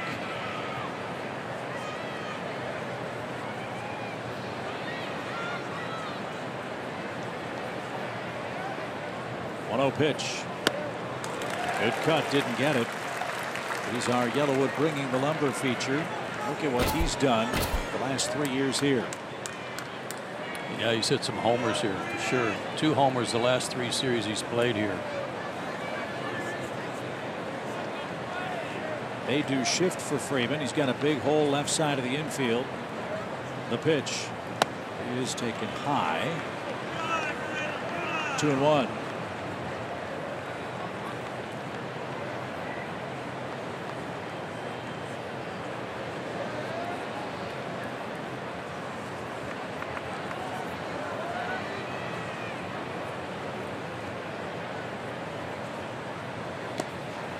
Good take. Now Freddie's got Chacin where he wants him. 3-1 count. Runner at first is Inciarte. Nick Markakis is on deck. They move Perez over to the right side, and Saladino moves back toward his normal position at short. And Freeman takes a walk, so 2 on, 1 out. That is the first walk for Chacin tonight, and let's see if Markakis can cash something in here. He walked 3 in 5 innings at Cincinnati his last time out.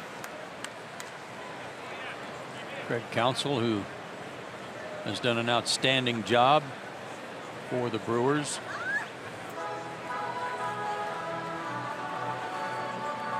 And like Brian Snitker, will get a lot of Manager of the Year consideration at the All-Star break if there was such an award, but were there one, both guys would be candidates.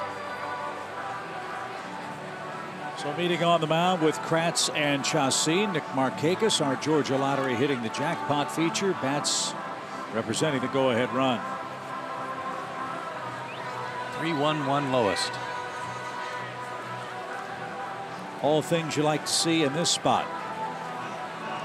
Remember, Nick had something to say with Jeff Kellogg after he struck out in the 4th inning. Not sure if that was a quick pitch discussion or he was asking about Ender's disputed timeout call. We'll find out after the game.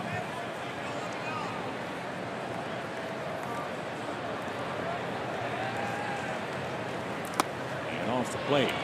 Remember, they got Nick last time up with that backdoor stuff. Going to try to keep feeding him there. Hit the ball deep to left in the 1st inning. Pitch out away from him. Nick's 4 for 9 against Chacin. 0 for 2 tonight. And that missed. 2 balls, no strikes.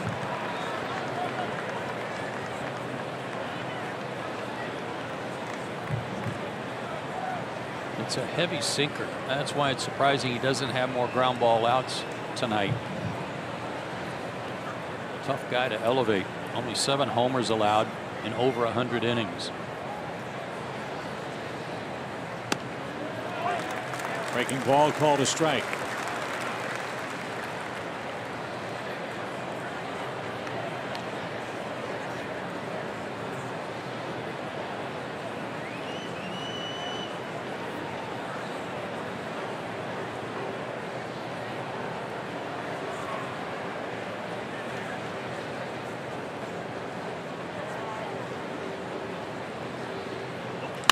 Bouncing ball hit toward third. Step on the bag. Throw across to first is high, but on the mark.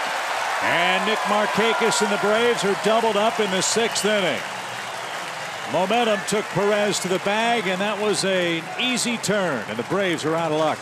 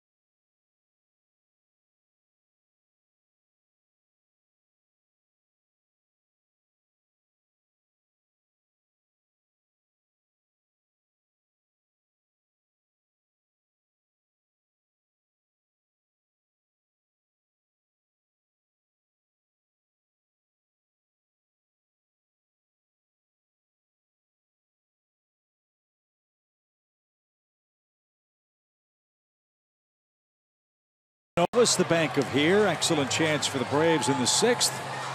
A great catch by Keon Broxton saved a hit for Albies and maybe a big inning for Atlanta. And then a 5-3 double play ended the threat. So Chacin still in command, leading 4-2 with the 3-4-5 hitters coming up for Milwaukee in game 1. Aguilar, Braun, and Perez. Shane Carle going back out there for his 3rd inning of work. He's perfect through 2, 6 up, 6 down. What a difference for Atlantic. Last 2 innings, Carle's gotten the leadoff man. Max Fried was unable to retire the leadoff man in any of his 3 innings of work tonight. Aguilar just had a birthday, just turned 28. Out of Venezuela, same hometown as Martin Prado,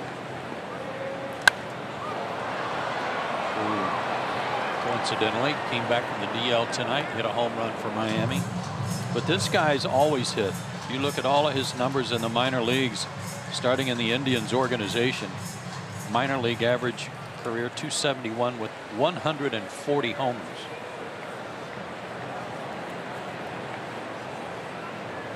Oh, 2 pitch. He did not swing. It's a ball and 2 strikes. Washington Joe is added on, by the way. It's now 14-9 Nationals. After trailing 9-0. Maybe they had like a fist fight or something in the dugout. Everybody said, all right, now I feel better. Let's go. 1 ball, 2 strikes. And that's taken down and away. Aguilar in 2016 in AAA for Cleveland, 30 homers, 92 RBIs. The year before that, he drove in 93. He's always hit.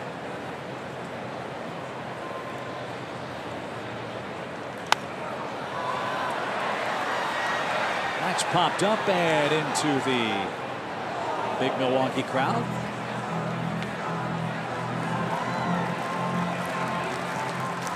Braves scored the first 2 runs in the game. Milwaukee got 1 back in the first, scored 3 times in the second, and that's been it offensively in this game.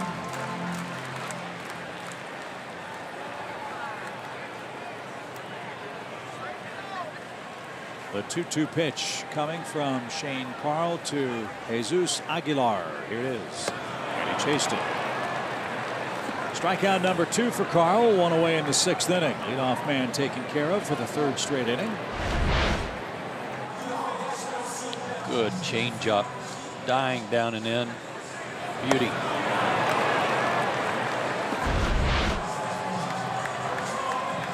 Paid crowd tonight, 27,557. On a perfect Thursday night. A lot going on in Milwaukee this time of year. I'll explain after the first pitch to Ryan Braun. Downtown on the lakefront, they have a big festival called Summerfest. Big musical groups come into town for a couple of weeks. Last night it was Def Leppard and Journey downtown. Who had just been in Atlanta at Suntrust Park.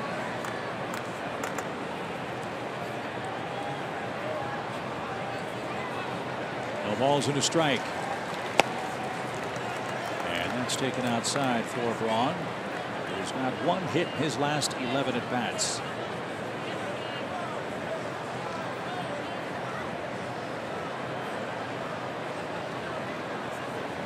Braun's 34. He'll turn 35 in November.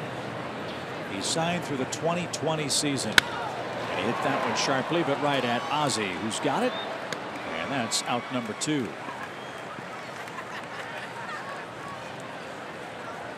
Last year, Braun played in just 104 games. He was DL'd twice, a left calf. Prior to last year, he had 2 career stints on the disabled list, and of course, had a long suspension. Yeah, I don't have the fans forgiven him for that. I don't know. I would assume here in Milwaukee, they probably have. They're pretty loyal. one of their own. Perez takes a strike. Carle looking good tonight. This is nice to see. Chacin got off to such a great start in the Braves bullpen. He and Dan Winkler were lights out. And 0.69 in his first 20 games, and then coming into tonight, a 6.35 ERA over his last 15 appearances. He is extremely sharp tonight. That was a terrific slider. Got Aguilar on the changeup. His fastball's been around 95.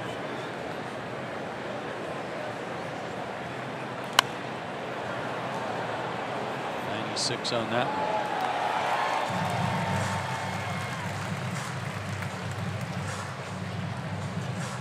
Carle tried to end Perez's perfect night. He's 2 for 2. Getting the start for Travis Shaw, who's been battling wrist problems for over a month. We haven't even talked about him. He was a big part of the Brewers' year last year. In fact, he was the team MVP for Milwaukee last season.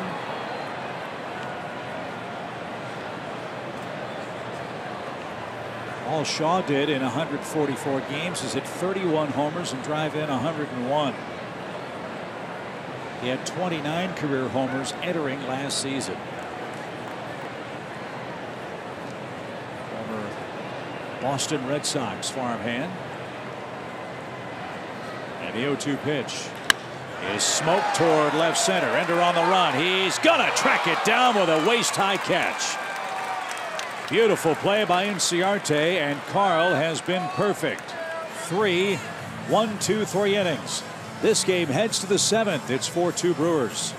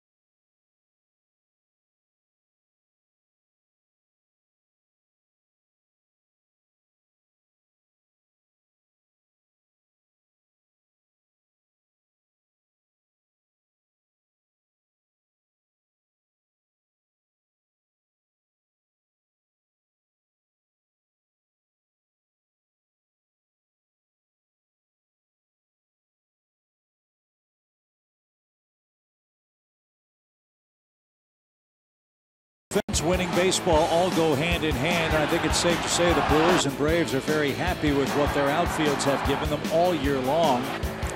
And we've seen some evidence of that tonight. A couple of terrific catches for both ball clubs. Really running the ball down. Capped off there by Charlie Culberson. That's our StatCast powered by AWS. There's a stat that is kept by StatCast called most outs above average, and that is defined as a catch total compiled from rolling catch probabilities used to measure how many more outs an outfielder saves over a so-called average player. What's average? Well, at the risk of just reading the definition, yeah, that's what it says. Brewers have more of those outs above average catches than any outfield, as Flowers is struck out to start the 7th inning. The Braves are tied for 4th with 11 of those outs above average catches. So there you go. See, that's just somebody that's justifying a position of making up stuff. and somehow quantifying it because they're not there watching games. Broxton has made some great catches. Okay. Ender just made a great catch. No. We just saw highlights of some other great catches. How do you say that that's better than the average Bear? You know. I agree. Come on. Defense is probably the most difficult thing to quantify. It's impossible. But your eyes tell you. Your eyes will tell you. People that know baseball will tell you. That one's taken up the middle, but look at where the defense was positioned. The Braves have been very well scouted by the Brewers tonight, starting with starter Max Fried. I think that one went right through the legs of Chacin, too.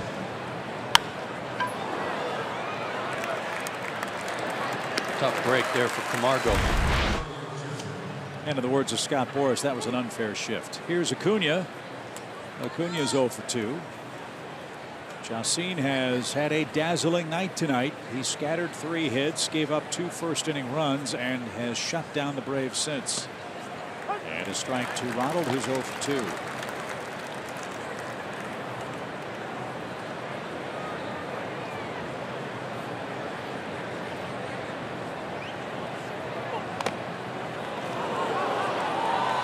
And that one grazed his hand on the way by, and Acuna's on his way to first with 2 outs.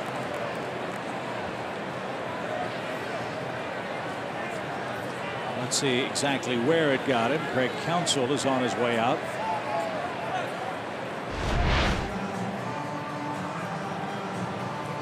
He might be asking if that pitch was swung at. Or did it hit the knob of the bat? But the way Acuna reacted, you could tell right away it hit him in the hand. Pinched his hand. Braves have had 4 batters hit by pitched balls in the last 2 games. Sabathia got Markakis and Freeman yesterday. Chacin's gotten Ender and Acuna here tonight. And Milwaukee's going to go ahead and challenge this play at the plate. And Craig Counsell's argument is that ball was either tipped or swung at. I'm guessing it's the tip that will be the challenge. We'll see if there's enough evidence for that call to be overturned. I can understand him wanting to know because it's still just a 2-run game. Tying run comes to the plate if this call stands.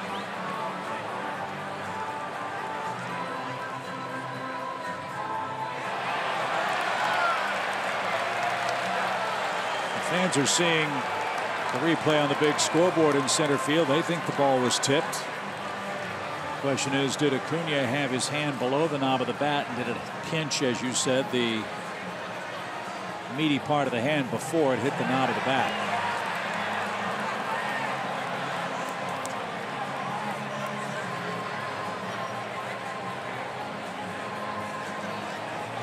So the verdict is in from New York, and he was hit by the pitch. So the call's confirmed. And that will bring the tying run to the plate, and the fans here in Milwaukee. Well, from that angle, it looks like it went right underneath the knob and got the hand.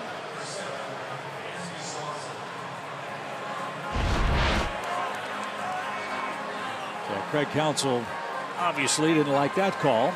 He loses his challenge, and the Braves bring the tying run to the plate. He's going to cash it in. Dansby's popped up twice, once to first, once to second. Let's see if he can pop one out and tie it up. He showed bunt and took a strike.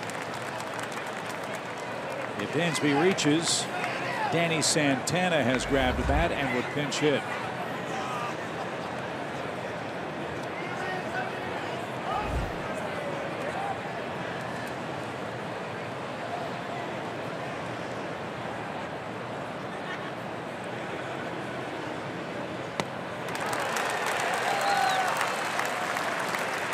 Chacin at times looks like he's balking because he doesn't come fully set, or it appears that he doesn't. And on those pitches, he kind of jumps at the hitter and then throws an off-speed pitch. He's crafty, and he's ahead 0-2. Runner goes, and Dansby swings and misses, and that's the inning. 7 strikeouts for Chacin through 7 innings of 2-run ball. He leads 4-2. It's time to stretch from Milwaukee.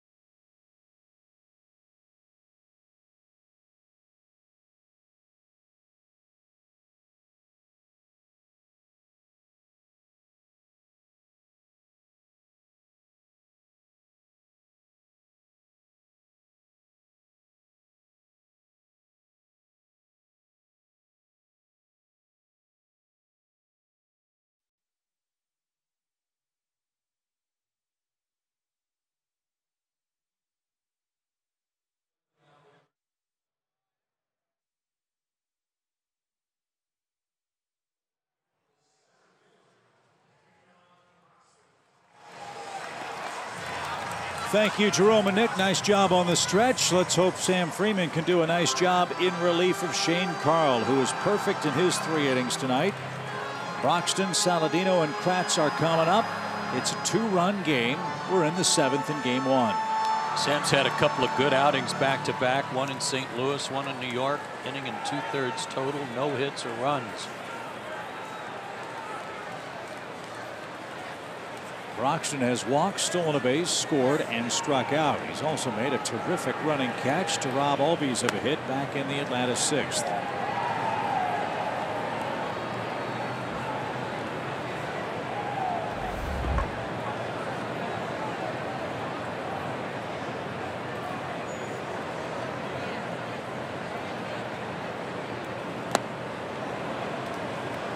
Sam got in some trouble the other night in New York, pitched out of it. Did a great job of pitching around a couple of walks.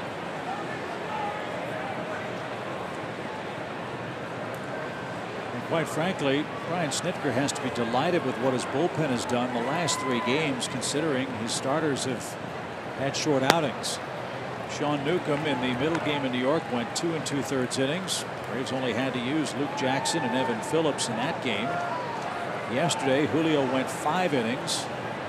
Gohara and Vizcaino the only pitchers to work in relief of Julio. In the series wrap-up, Freeman the second hurler tonight. That turns out Julio was really under the weather yesterday. We didn't know that until after the game. And Julio was so ill that he was sent back to Atlanta so as not to run the risk of getting everyone else sick. But he's expected to make his next start when Toronto comes to town on Tuesday. And that one caught the inside corner. Nice comeback for Freeman. Broxton is caught looking. And the Braves relief corps has set down all 10 Brewers hitters they face tonight.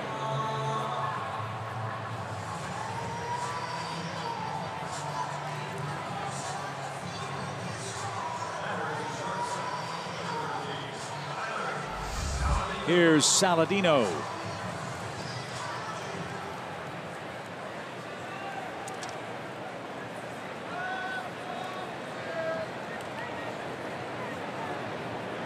Braves have 6 outs left to score at least 2 runs. As that one's off the plate, ball 1. They go to the 9th inning in Washington. Nationals 14, Miami 12. What a crazy, crazy game. And taken low for ball 2. Mike Foltynewicz takes the ball for the Braves here tomorrow night. Game 2 of 4. First pitch at 8:10 Eastern Time. Braves Live is on at 7:30. And if the knee's a strike, 2-1. Yeah, 22-year-old pitcher for the Brewers tomorrow night. Freddie Peralta, 3-1.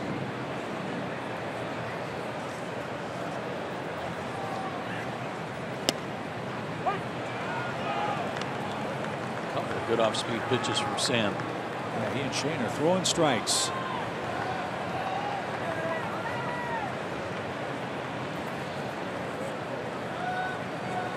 Won't be easy against Peralta tomorrow. I'll explain after the pitch, which is in the dirt. He entered the season as the 9th best Brewers prospect, and the league hitting .128 against him.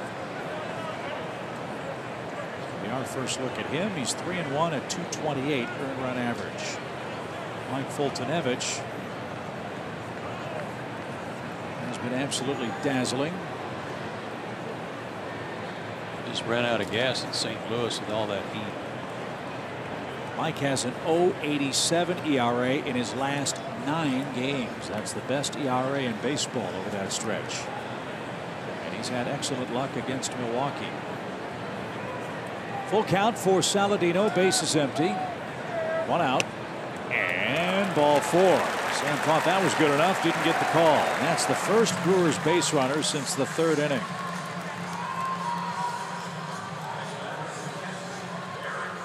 And here's Kratz. Pitcher spot due after Eric Kratz. And one would think that'll be all for Chacin. Nate Orth has grabbed a bat. As Joe mentioned, he hit a home run for his first career hit yesterday off Jose Barrios of Minnesota.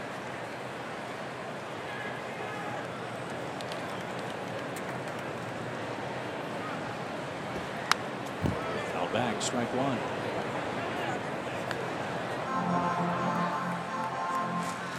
Chacin was terrific through 7 innings. He's got a lot to smile about. He leads the game 4-2. He's in line for his 7th win. Braves will have to tangle with a very good Milwaukee bullpen in the 8th and again in the 9th. Dan Jennings up.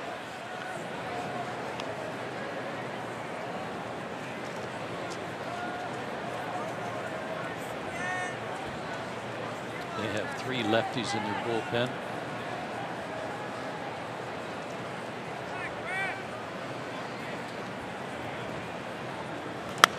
With all due respect to Mr. Jennings, I think everybody in Braves colors would rather see him than Josh Hader if the Brewers are going to pitch a lefty late. Yeah, at this point. Hader has worked quite a bit, though. In fact, I think just 2 days ago he threw 2+ innings, so they're pretty careful about not bringing him back too quickly. He's in the middle of that back row there on the bullpen wall. 2 strikes to Kratz, and he just did stay alive.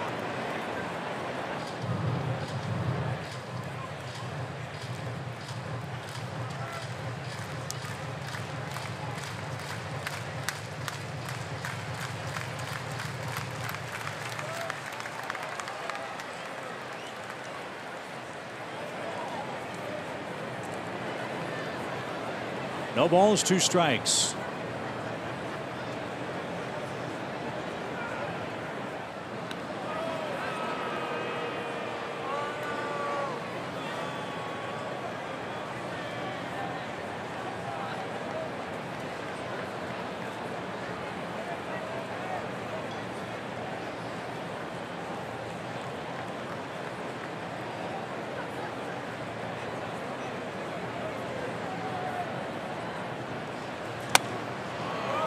Gratz didn't get it. That was a wicked 97-mile-an-hour fastball. And Saladino at first with 2 outs.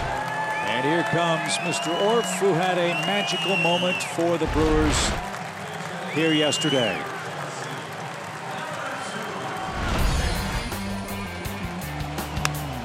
All 5'8", 165 pounds of him. Hooked one down the line. They wanted a curtain call. Look what his teammates did. How about that? You get carried out for your curtain call. That's terrific. Orf is a St. Louis boy out of St. Charles, Missouri, and Francis Howell High School. He was a running back and safety on the football team, then went to the University of Illinois, Chicago, and then graduated from Baylor University with a communications degree. I think he was undrafted too, wasn't he? He was.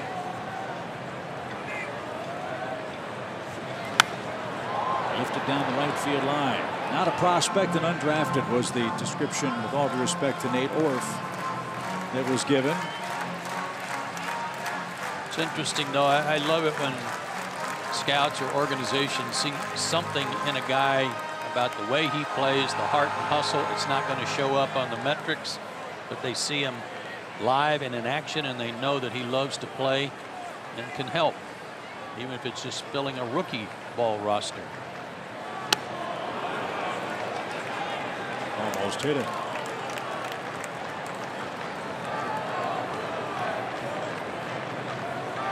The Brewers better bring Tim Conway in, and they can have Orf on hitting home runs like Dorf on golf.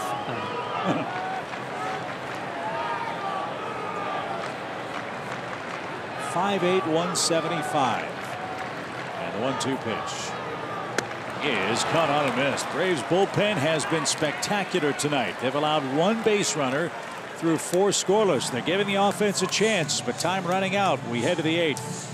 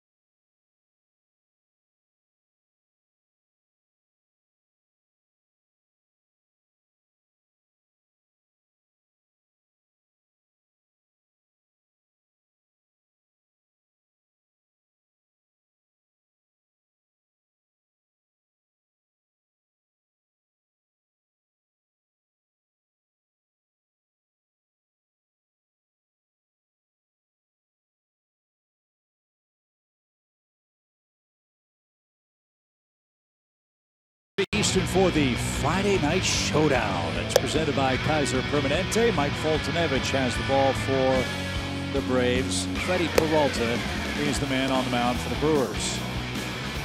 Braves aren't dead yet. They're down only 2 runs. They have 6 outs left. And they'll have Charlie Culberson leading off, then Ender and Ozzie, Freeman and Markakis lurking against Dan Jennings. Fastball slider guy with his fastball in the low 90s. His 40th game. That's a bunch. 40+ innings. Right-handers giving him a little bit of a problem, so let's see if Charlie can get that going. Well, the Braves pen, Carle and Freeman were nearly perfect. Only a base on balls to Saladino marred 4 scoreless innings tonight. So it's Jennings to get things started against Charlie Culberson. Charlie has not seen him.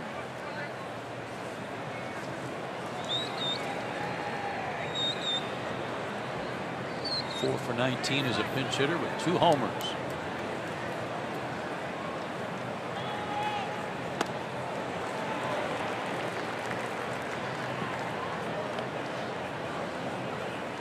Braves have been able to put the leadoff man on twice tonight. In the first, when they scored 2 runs, and then in the 6th inning when Ender had that infield hit, but a double play took him out of that inning. And up and away, 1 ball, 1 strike. Milwaukee has an excellent bullpen. 20 wins, 10 losses, a .303 collective ERA.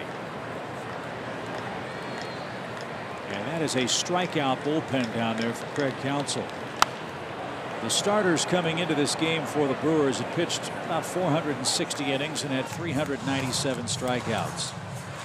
In roughly 150 fewer innings, the Brewers relief corps had only 38 fewer strikeouts.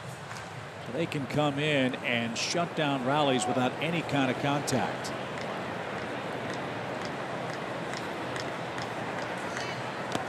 And that's taken inside, 2 balls and 2 strikes.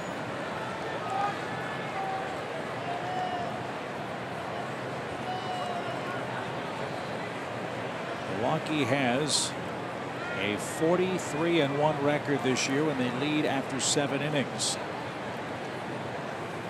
Again, their bullpen is strength. Shot hit the other way. The throw to first by VR retires Culberson, and that's how the 8th inning starts. And this is the name of the game in Major League Baseball. Yeah, it is. It certainly is. With all the starters being taken out of games in many cases after 5 or 6 innings, you got to have some guys get outs. 9 to 12 outs a night out of the bullpen, and the Brewers have been better than most. Chacin was better than most as a starter. Yeah, he was tonight. 7 innings. He faced 26 batters, and only 1 Braves hitter saw as many as 6 pitches in an at bat. Ender didn't get that. Strike 1. Ender's been aboard 2 more times in this game.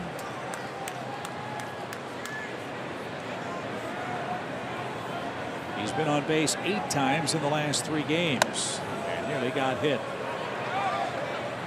Now 5 for 13 in New York with a couple of walks.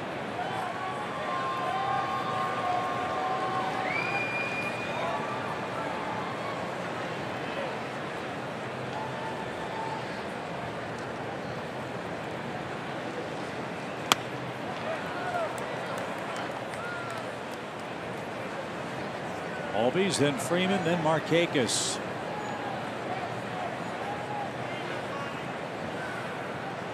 Follow Ender and Ciarte.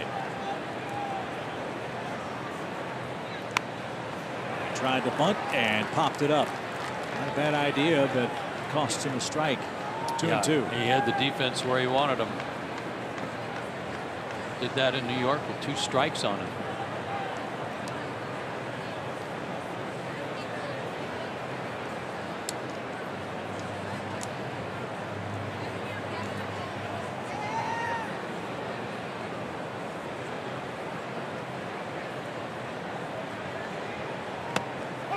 Strike 3, outside corner. Ender caught looking, 2 outs.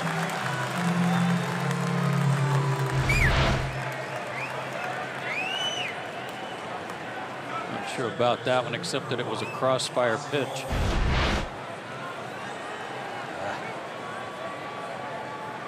So Ender strikes out for the 2nd time tonight. Here's Albies, a triple, a double, and a fly ball to center that Broxton caught after he had a 40-meter dash to get to the baseball. Atlanta has 3 hits tonight, all by the number 1 and number 2 hitters. And on the first pitch, Ozzie flies to center, and Jennings has an uneventful top of the 8th. 3 up, 3 down. It's 4-2 Brewers.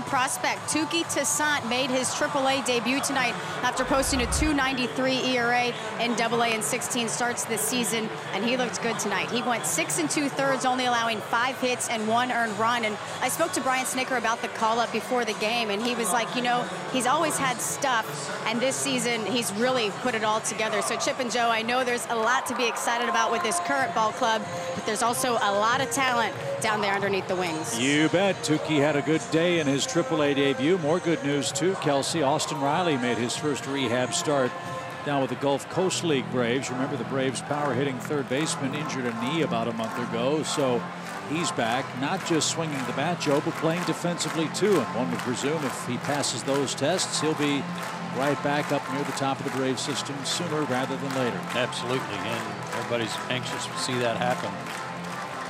Dan Winkler on for the Braves for his 38th game. Excellent numbers all year long. He's had a hiccup or two along the way, but that happens to relievers. Pitched twice in St. Louis, once in New York on this road trip. 2 2/3 total innings, only 1 hit, no runs, a walk and 3 strikeouts. It's a nice story on Dan online on SportsIllustrated.com talking about his remarkable return as that one split the wickets by VR. A leadoff hit, and the first hit for Milwaukee since the 3rd inning tonight. And every time they put the leadoff man, they've created havoc on the bases. Yeah, I was thinking about that in the 1st inning. He hit the double. Then after a strikeout, when Fried didn't pay enough attention to him, he stole 3rd and scored on an easy sac fly. And then in the 2nd inning, a triple by Perez. You figure it's going to be tough to keep him from scoring, but then they got 3 runs that inning after the triple. There was a walk and 2 stolen bases. As we said, the Brewers like to run, lead the National League in steals. They've added to that total tonight. A run in the 1st, 3 in the 2nd, and that's all they've needed to this point. It was a final in Washington. The Nationals did win tonight, coming back from a 9-0 deficit in the middle innings to beat the Marlins 14-12 tonight. The Phillies are idle. The Braves a game and a half in front of them at the moment.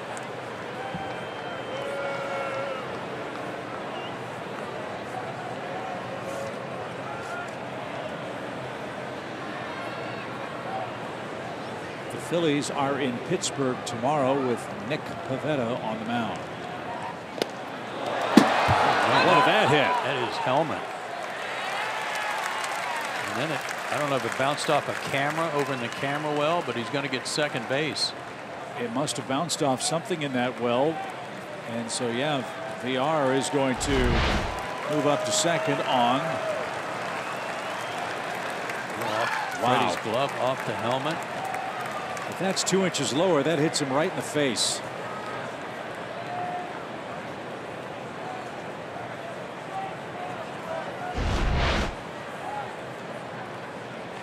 So there'll be an error on the play. We'll see who gets the error.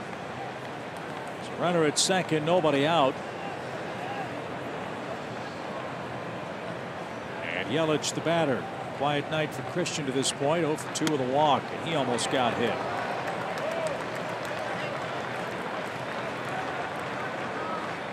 That's first error for Atlanta in ages. You had that great stat when we were in New York talking about how well the Braves defensively had been. That's just their 7th error since the 1st of June, and the error goes to Winkler on the throw. Sharply hit in right field, a base hit. VR held up for a moment, but the ball's going to get to the track. He's going to score. Yelich in at second with a sliding double, and the Brewers get a big insurance run.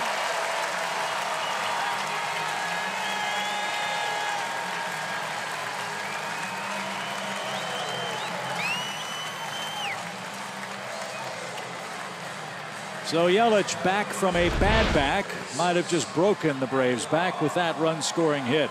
Fastball in the middle of the plate, and while there wasn't a stolen base this inning, it was the threat of a steal that led to VR getting to second. on the errant throw. This is an exciting Milwaukee team.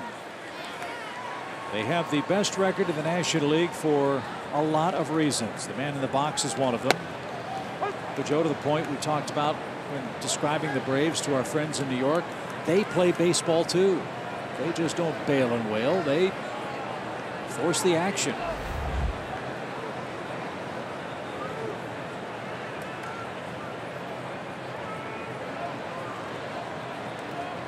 And tonight, the bottom of their order, which was one of your keys, got things started for them.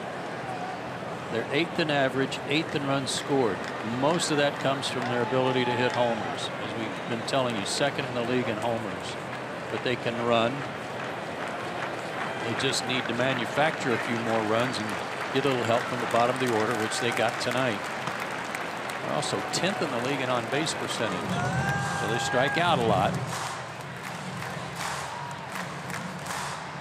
But if they get the lead, it's usually lights out. It doesn't matter, but because their pitching's been so good.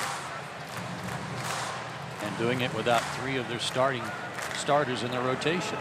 Davies, Miley, and Nelson all hurt. Nelson and Davies last year combined to win 29 games for the Brewers.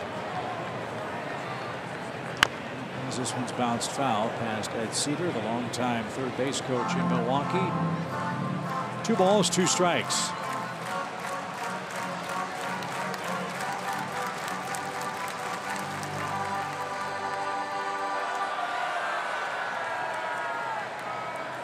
Aguilar with an RBI already tonight. Trying to pick up a second one. He's got 56 for the year.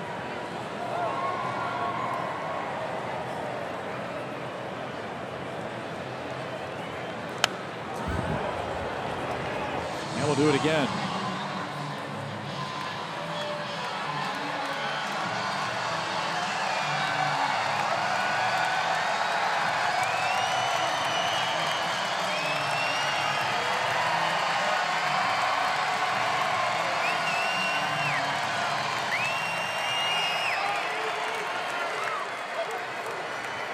Milwaukee 11-6 against the National League East.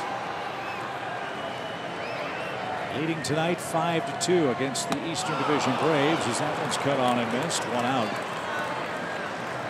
If the Brewers are going to hold off the Cubs, Joe, they're going to have to do better within their division. That's somewhat of a surprising stat.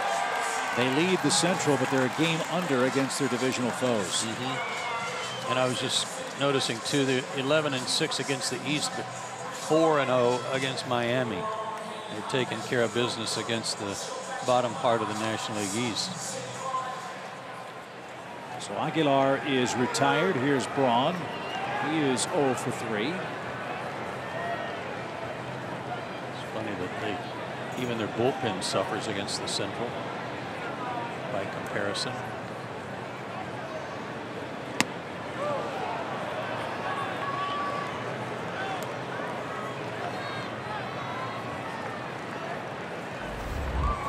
Has not played more than 150 games since 2012. Most games he's played after that season is 140 in 2015. And that's lashed out of play into the seats. 0-2.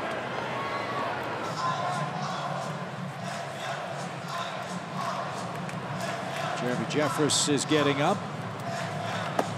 Braves will have their 3, 4, 5 hitters coming up in the 9th inning, but now a deeper hole. They're trailing by 3 runs. The big 3 at the end of their bullpen have been used a lot recently. That's why they're probably not available.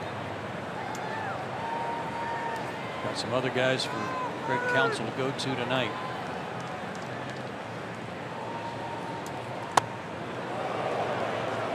And we were also told that as good as their big 3 is, the guys that aren't the big 3 are pretty darn good. Yeah. It's Salty too. We've seen that. Jennings got a 1, 2, 3, 8th inning tonight. Jeffress getting ready for the top of the 9th perhaps here. 1 ball, 2 strikes for Ryan Braun.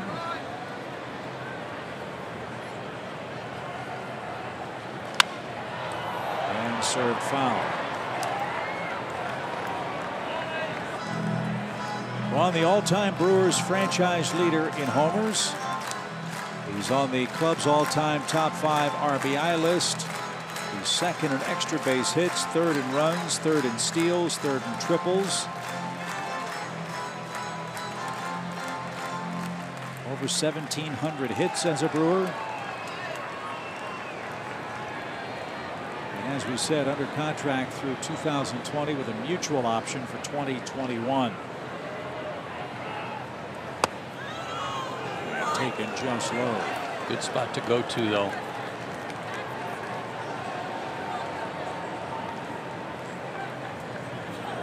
Try that again, a little up and in. Higher than that. I remember in the early days of Braun's career, he was a third baseman. 26 errors in 112 games. They said, son, grab a glove, move to the outfield.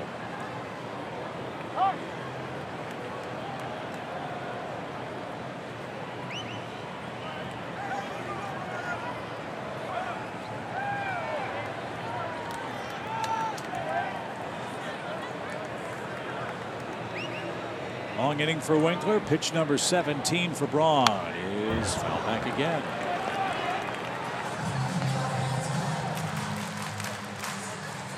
Again, that story on Dan Winkler, very nice one in SI.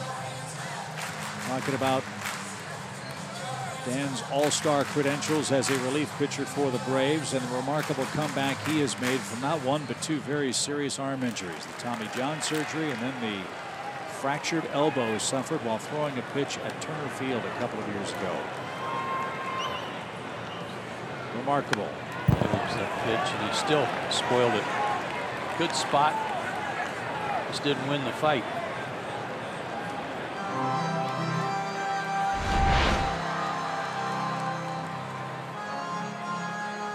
Still got a piece of it. Wow, that was a good one.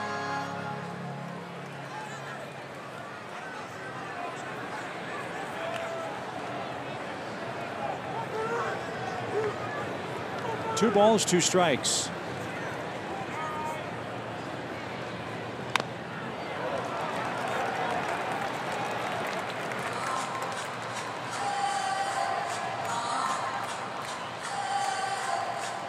An 8-pitch at bat for Braun so far. Number 9's coming up.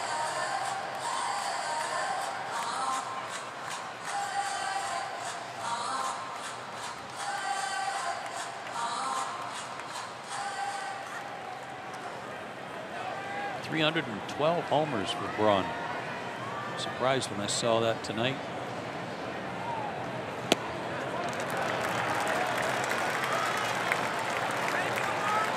Dan is falling all over the mound in this inning.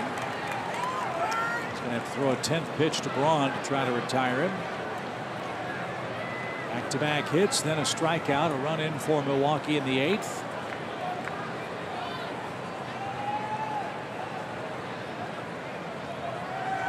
This is Dan's inning. Brad Snooker does not want to go to his bullpen again.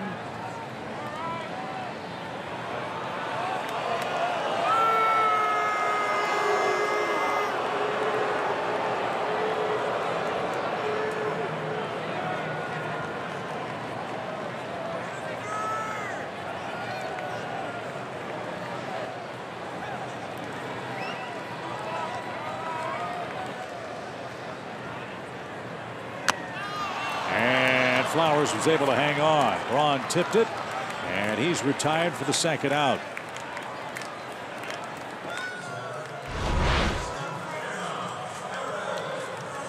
Good pitch. Boy, put that in a good spot too, didn't he? Right. Finally won the war.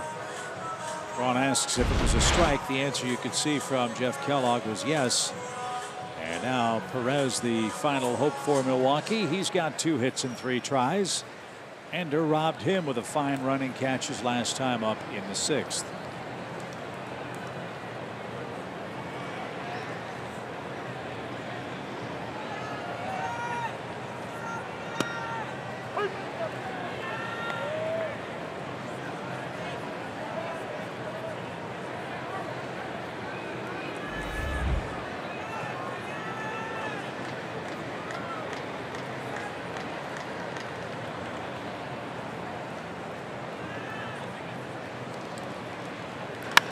Swing and a fly ball, wallop to center. Ender on a dead sprint. Not getting it.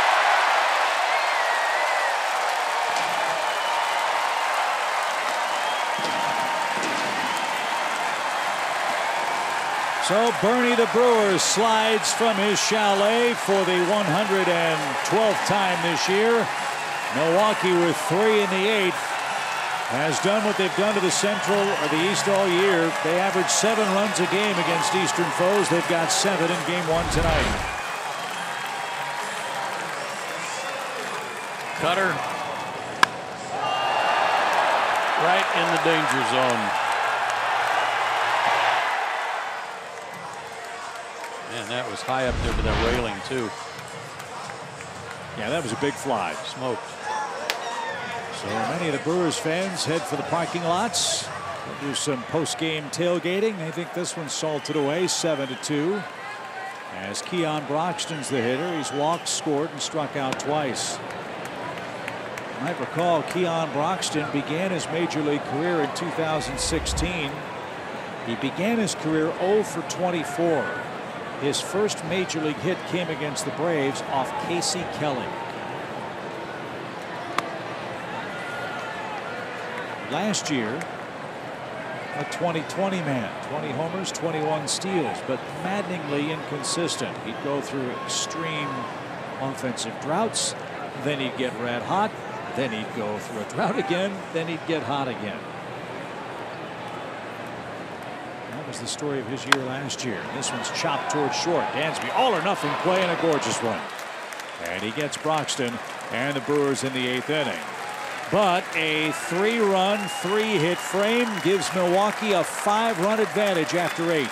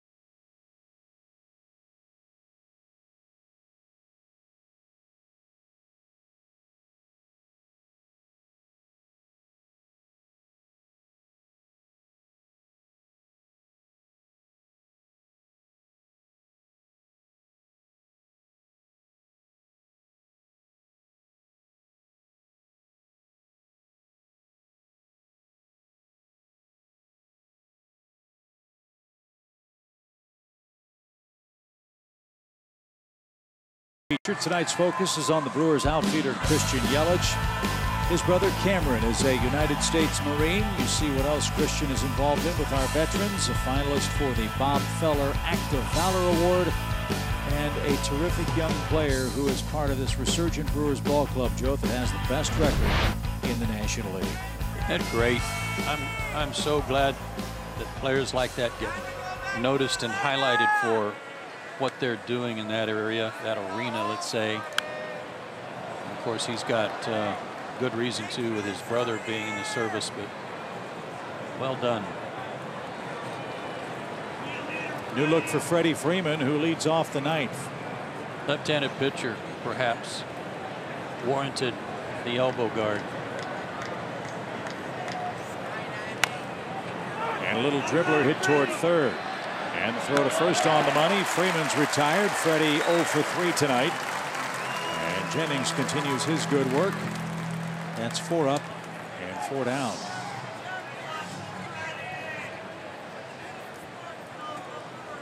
Nick Markakis is the batter. Nick 0 for 3.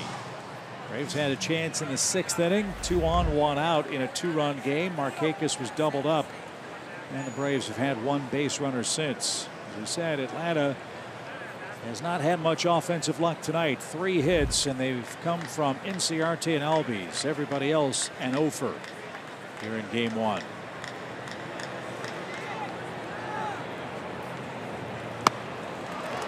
Home run cut came up empty. Strike 1.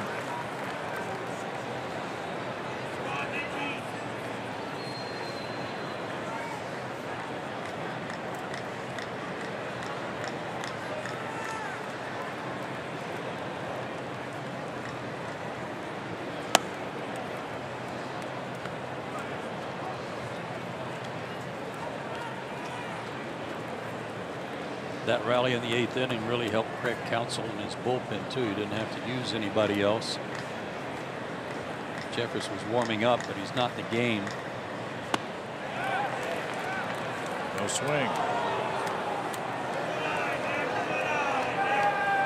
So all of their horses will be ready to go tomorrow.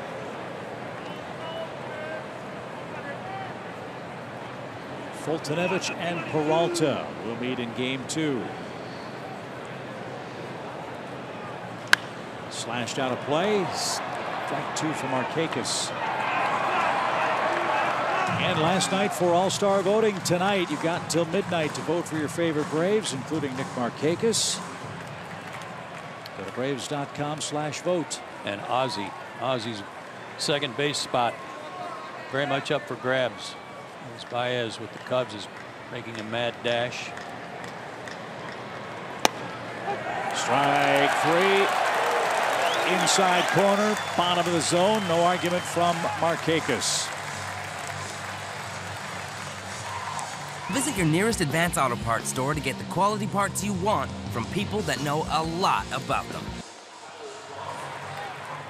So the last hope for Atlanta is Tyler Flowers. Tyler is 0 for 3 tonight. He's lined out, grounded out, and struck out.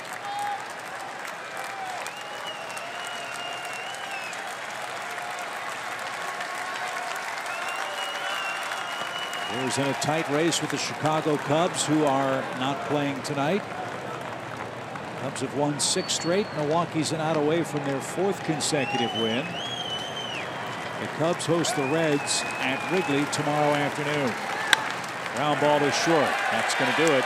With a good throw, Milwaukee wins it 7-2. Braves scored the first 2 runs. Milwaukee scored the last 7. And they win game 1 of this series at Miller Park. We'll recap it for you after the break.